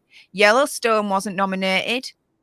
Does that mean that Kevin Costner needs to hunt down in Hollywood who his enemies are, who stopped him from getting the nomination? Like, are you shizzing me? Like, yeah. So not even their reality TV show where she can get a Emmy nominated, whereas her dad's her dad technically is more successful than her. Her dad is more successful in Hollywood than her, and I think that grates on her. And you know that Doria has this scam going with cash only for elderly home. It's like an elderly services for the elderly, and it's cash only business. And she's the CEO and CFO, Chief Financial Officer, and she's the executive officer. Huh? You didn't know? Oh, come on. We've done so many videos on this. Doria, actually in Delaware, Meghan Markle's agent, because when you look at the paperwork, Meghan Markle's agent is the lawyer behind that. Is like an elderly home consultancy, but for the elderly. And Doria is the CFO and CEO of that, and it's a cash only business. I'll send you the link. It's all over the place.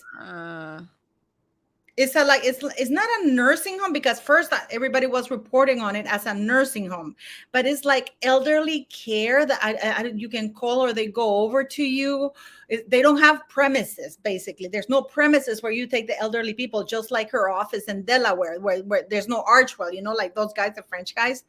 It's like you phone in and they can give you advice, or they can come to you, but it's cash only. You didn't know that? No.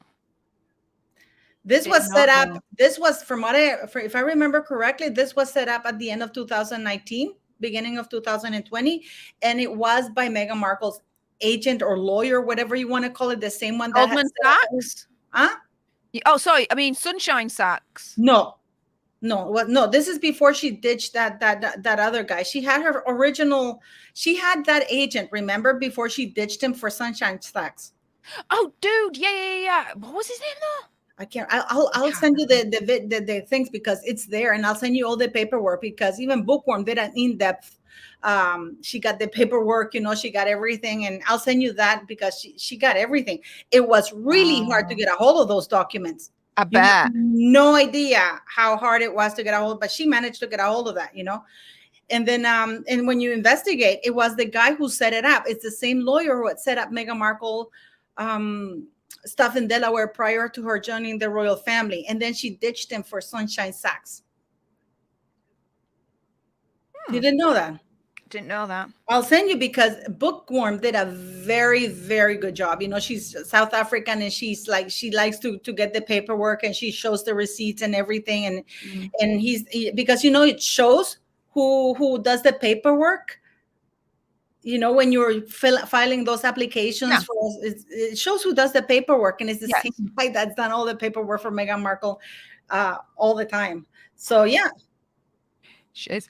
Do you know what, though? Speaking of Sunshine Sachs, I bet they're laughing their backsides off right now at WME.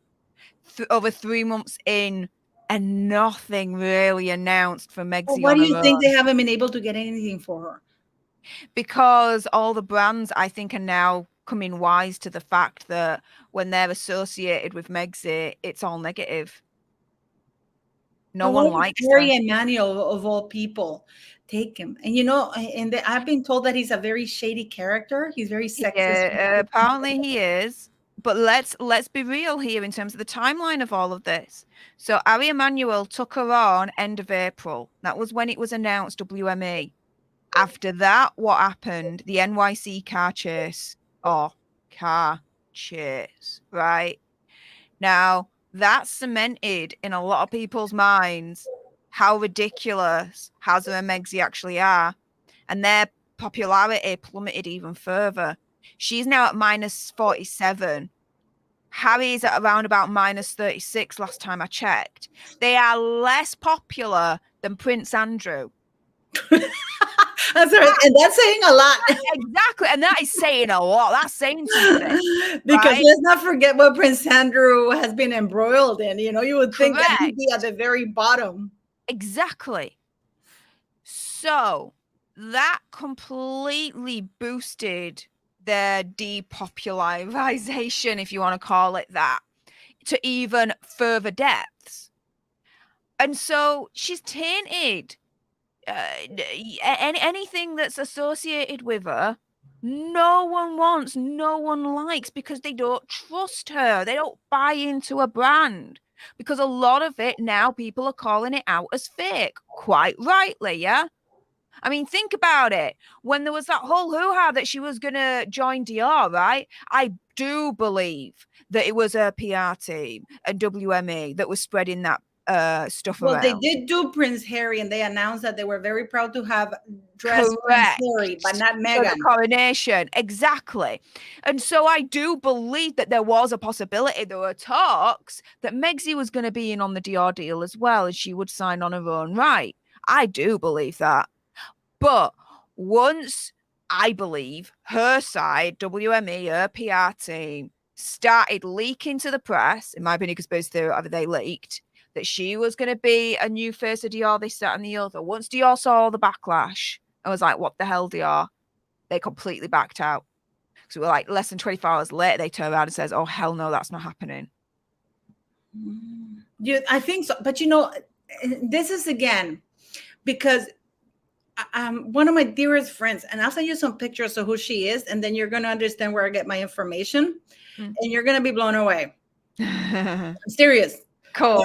And then and it's something that she is in PR. She does PR for the Dubai family, royal family, okay, the Spanish royal family. I'll send you the pictures. I mean, she's done PR for Bill Clinton, the Hillary Clinton. She was in the Hillary Clinton campaign. Okay. She's done PR with Princess Caroline of Monaco. And I'll send you the picture so you see, and you can scan, see that, not Photoshop or anything.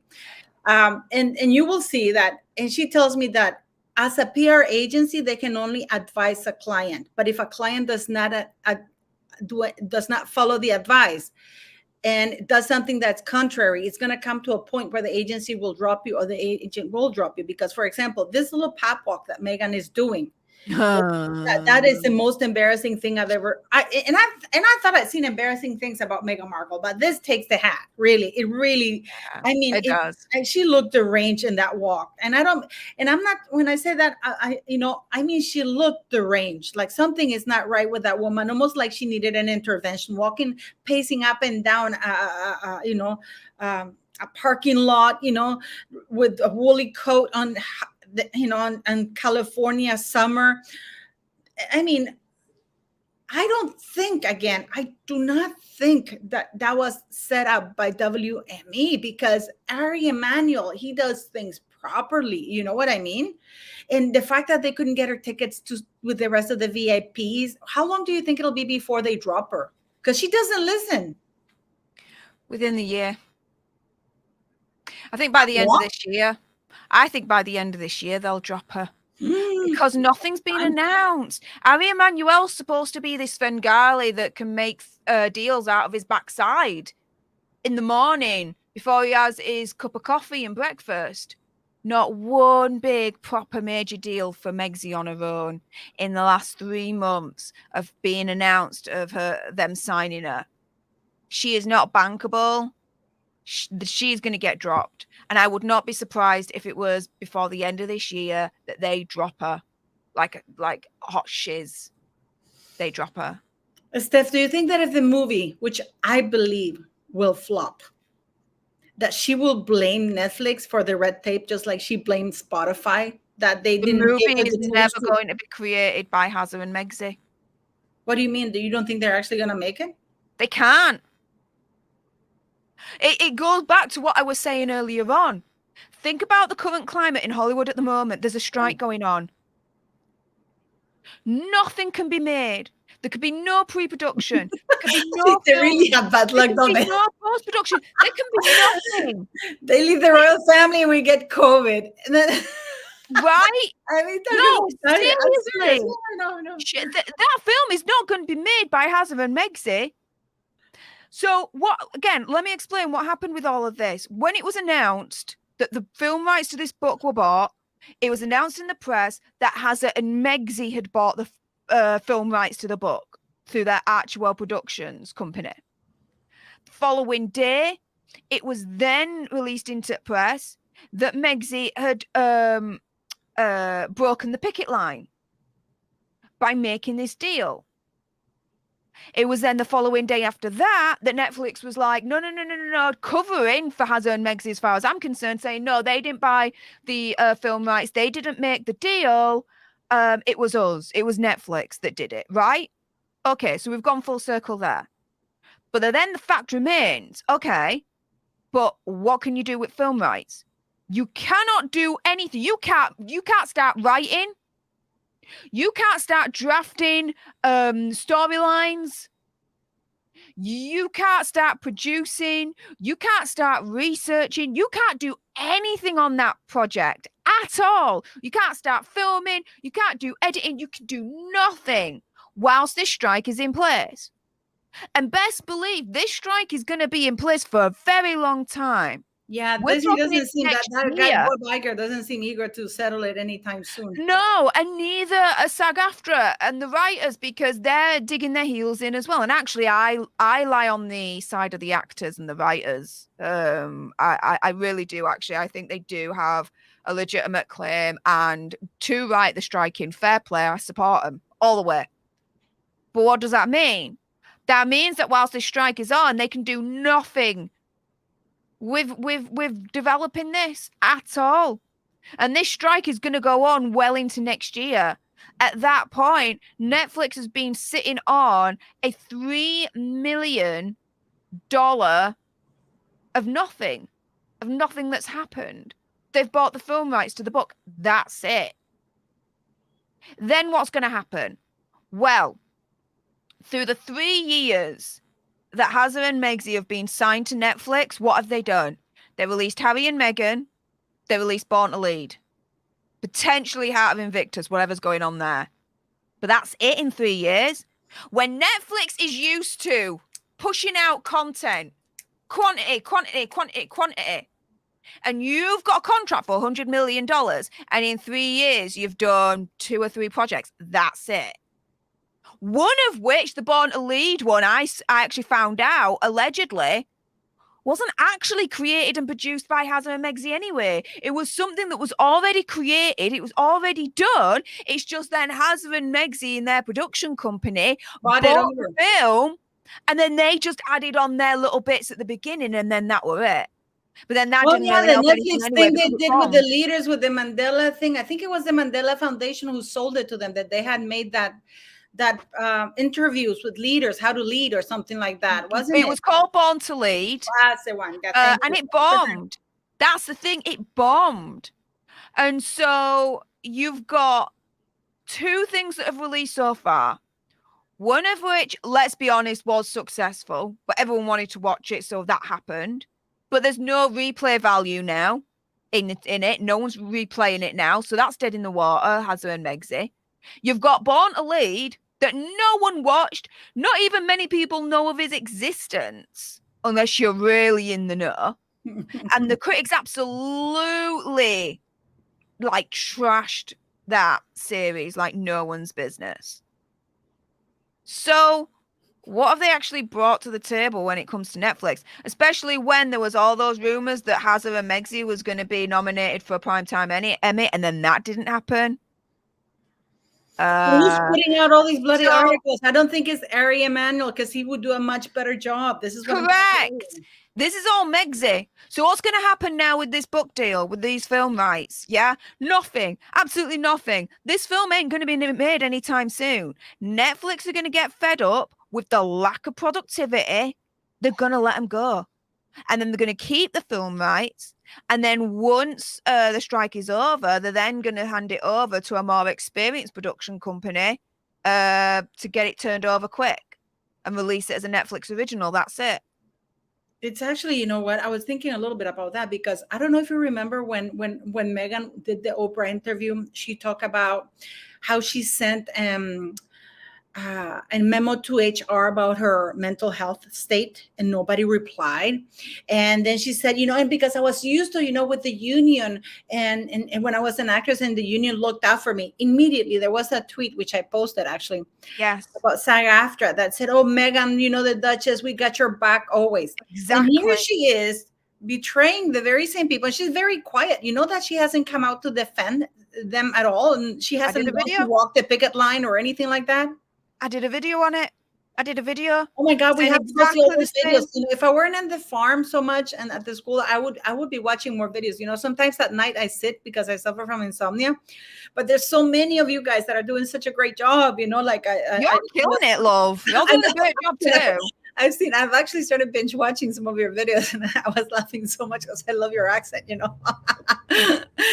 then, But yeah, I did that exact video where I turned around and I'm like, she has absolutely, as far as I'm concerned, um, she's a traitor against all the actors and actresses and the union, because the union was quick to have her back during that Oprah interview, even though she wasn't part of the union at that point.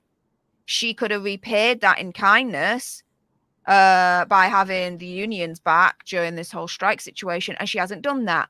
yeah, she could have used Why? the platform in Archwell. Say, you know what? We bagged the thing. We're gonna go. We're gonna go walk with the writers. Why didn't you think she went there? Do you know why? Because she doesn't want to lose the Netflix deal. They've already lost the Spotify deal. She doesn't want to piss Netflix off, and there's $100 million on the line to make sure that she doesn't piss Netflix off. The only issue is it's going to be, again, the same reason that Netflix is going to let go of low productivity. I mean, And this Heart of Invictus actually is going to be one of the final nails in the coffin, because I don't think that's going to do well. Why not? Because no one's interested. I'm only interested in Heart of Invictus because of what I report on. Yeah. But think about it. Is there any buzz right now? Is anyone asking where is Heart of Invictus apart from us? No. Not even that many people, I don't think, know of his existence, the series of Heart of Invictus. And also what they're doing is that they have pushed it when it was the Queen's anniversary, so they would get some press, because they would be the very next day after the Queen's anniversary, September 8th, we should do a live then, because I'll be crying my eyes out. I love the Queen so much. I'm an ugly crier. People have seen me on my YouTube channel. I mean, I cry so much for Prince Philip and then the Queen. I'm an ugly crier, but I don't care. And then but they're gonna be, and then apparently their Invictus is on the 9th of September, but I'm pretty sure that they're going to be leaking and exploiting the fact that, Catherine, William and Catherine are going to be around. And I do believe that they timed it for that. So they would, there would be press coverage to see what Meghan is going to wear, whatever, will they be called or they will not attend to the celebration of the Queen. We're going to start seeing a lot of that. Right now, I'm starting to see articles about Catherine having late night calls to Prince Harry, which I think absolute BS. I don't see Catherine. So you don't think so? You think I don't think there's these late night calls. I think there was one, and that's it. You think there was one? Yeah. I do think there was one call. Either Prince has a tail between his legs trying to get back in a little bit at family, trying to make peace, or Princess Catherine trying to do that and make peace, because she is known as a peacemaker. And when Prince Harry came to Prince Philip's funeral, it was said that behind the scenes, she was trying to reconcile both brothers together. She was trying to be the peacemaker even then. So I can see at least one call, but that's it. That is it then at that point. But there's Heart of Invictus, so it being released the day after the Queen's death, there's precedent for that. When was Spare released? the day after Princess Catherine's birthday, her first birthday really as Princess horrible, of wasn't it? Wales. And now he trashed Charlotte. I mean, he is really a wanker. I'm sorry. He's truly he a is. ginger wanker. And I don't mean ginger in a bad way, but he gives gingers a bad name. I swear, I feel sorry for you, gingers, because you have that nasty representative. You have no idea how much I agonized when I thought that Meghan Markle could be Latino.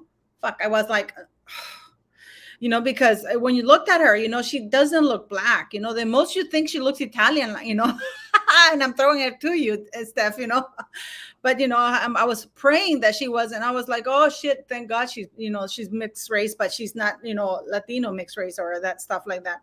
But I mean, why are people it's baffling to me. It's baffling what's happening. It's baffling she still manages to get Ari Emanuel. It's baffling that having such a kick-ass PR agency, she's still doing those things, because I am pretty sure Ari Emanuel is advising her not to do that.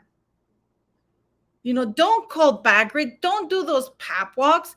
Those patches are worth $49. They're not even that expensive. You know what I mean? I mean, it is disgusting. It is disgusting. But anyways, I'm going to go because I have to go take some medication. I have lupus. But before we go, I want to say a few things. Go fucking subscribe at Stefania's Alter Nerd. Don't just go looking. All of those sugars. Oh, thank you, Jennifer Siami. Thank you for all the super chats. All of those sugars who send me emails, I am forwarding them to Steph, so she can actually showcase them on her series. Join me in an hour. It's happening. Yeah. And she's doing a live. If you send me the link, I might pop by. That'd be nice if you want, but it's okay. But then it's something that, why waste time doing that? If you have a valid argument, put it forth and we can talk about it like grown-ups.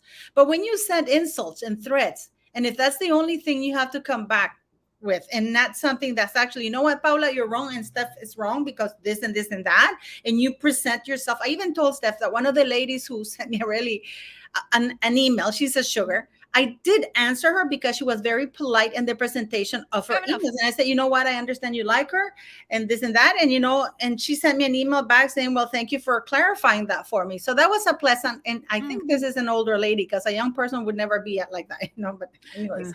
But go check Steph, the Alter Nerd. Her channel is kick-ass. She's going to be doing a live, and we have to support each other, support Sue Smith, support Megan Small, Taz. Your subscribing is free. If you want to join our channels, that's even better. But yeah, it is hard because we're censored on regular basis. So yeah, go support the channels. And yes, we are going to be watching Steph and her live later on today. And when they go to California, we will be watching you. We will be waiting for that. I'm sure the sugars will be watching as well. Oh, I'm sure. Like, wish you were here. And if you need a permit, I'm putting it out here. My cousin is the sheriff and Hollywood, Westwood specifically. Yeah. Oh. I will give you his name and number because you can request a permit to do certain things, and like you can request a permit. When they do movies and they shut down the streets and stuff like that, they apply for a permit. I think it's $25. George told me, but you can apply for a permit, and with that permit, they can't do anything. You apply for it like at least 48 hours in advance or 72 hours in advance. But I'm sure he can speed it up for you because he's based in Westwood, Hollywood, which is a very posh area. So, but he can sort it out for Montecito. He can guide you through that. So I think that would be good for you to have. I think that would be awesome to have. Paula M with the hookups. I'm like, yeah, let's go. No, be prepared. Be prepared. It always says the best problem is the one that's avoided. So if you have, hey, wait a minute, what are you talking about? This, you can even rent your own bus and you give the license plate and you say, we're going to do this route, just like James Corden did with Prince Harry. Remember when he got on that bus, double-decker bus? You just have to present the route. You say, this is the thing. We're going to be here from this time to this time. And you're done. So let's support her. I will be watching you. I'll be more than happy, and we will be waiting for that report. Go check out Popcorn Planet, Popcorn Palace, because Steph the Alter Nerd is there entertaining us. This is hard work. This is something that Meghan Markle will never be able to do, which is work. Yeah, pretty much. Know? Yeah. I And don't think unlike Meghan Markle, we accept your comments. And here's her link. Please go check it, and we're going to watch it. And thank you very much for coming. We're going to do this again. Yes. Thanks for coming. You have a home in this channel, and we love you. And, I'll be sending you all the contacts that you need, because I think it's a cool idea to have a permit with your own little bus and with a privacy tour thing on the, even a banner on there that says the privacy tour. It would be fun. We're still like, looking at different options. It may not be a bus, it may be something else. We may not even end up doing it. Like, we'll figure it out. You know what? You could rent a double-decker bus, put the sign up banner, and you can ask some of your fans to join you. Once you have the permit, you can actually do it. You can do the Montecito tour. It's a very easy permit to get. It really is, because I was talking to my cousin, and because I was curious about all the backlash you guys were getting, right? Yeah. Said, George, what is the thing? How do you guys do? He goes, my family calls me Pat, and they go, Pat, that's stupid. We have buses here to celebrity tours. All they have to do is apply for a permit, tell us the day, the times because you have to be specific. We're going to start at this time and it ends at this time. It's these amount of people that we're going to be. This is the capacity of the bus. Do you want the street closed, or is there a special spot you're going to be located? It's very, very, and it's like 20. I don't know if it's 20. I think it said $25 for the permit. It's 72 hours at least. I think 48 or 72 hours. I can't remember. And I said, that's it? And he goes, yeah. I mean, it's not like they're going to be a demonstration on Capitol Hill. It's just, a tour bus, you can do that. So as long as they stay within the guidelines, they have every right to be there. So, and it would be fun. Some people might even want to join you. Your fans might want to join you. It's just an idea I'm putting out there, so people know it's legal. It's legal anyway. We've already got the legal advice, but permit is definitely an interesting idea. So let's talk behind the scenes about that and see what we can come up with. Well, Andy and I are floating around different ideas at the moment with it all. So yeah, we'll figure it out. So David Murphy, if you really enjoyed this chat, go subscribe to all of you. Go subscribe to Steph, her channel. She put the link there. I will leave the link on the video description once the live is up here and running. I will leave the links to Sue Smith. I will leave the links to Popcorn Planet, Popcorn Palace, and all the wonderful YouTubers who do a lot of work. But we have to support each other, and let's support this wonderful lady, because guys, she really she entertained us. I can tell you that much. I'm entertained. So thank you very much. It's hard work, and it's not easy putting up with a lot of hatred, because we don't attack Meghan Markle. We call out her lies, and we get attacked on a personal basis, which is different. So thank you to Steph. Please go subscribe, show her love, join her channel, and we're going to watch her live in about less than an hour. Yeah, less than an hour now. Yeah. So thank you very much, guys. Yeah, well, I'll be there seeing you, sweetie. Thank you very much. And yes, let's talk behind the scenes. Thanks to all of you guys, and thanks to Steph, the Alter Nerd. Thank you very much. Thank you for having me. Bye, sweetie.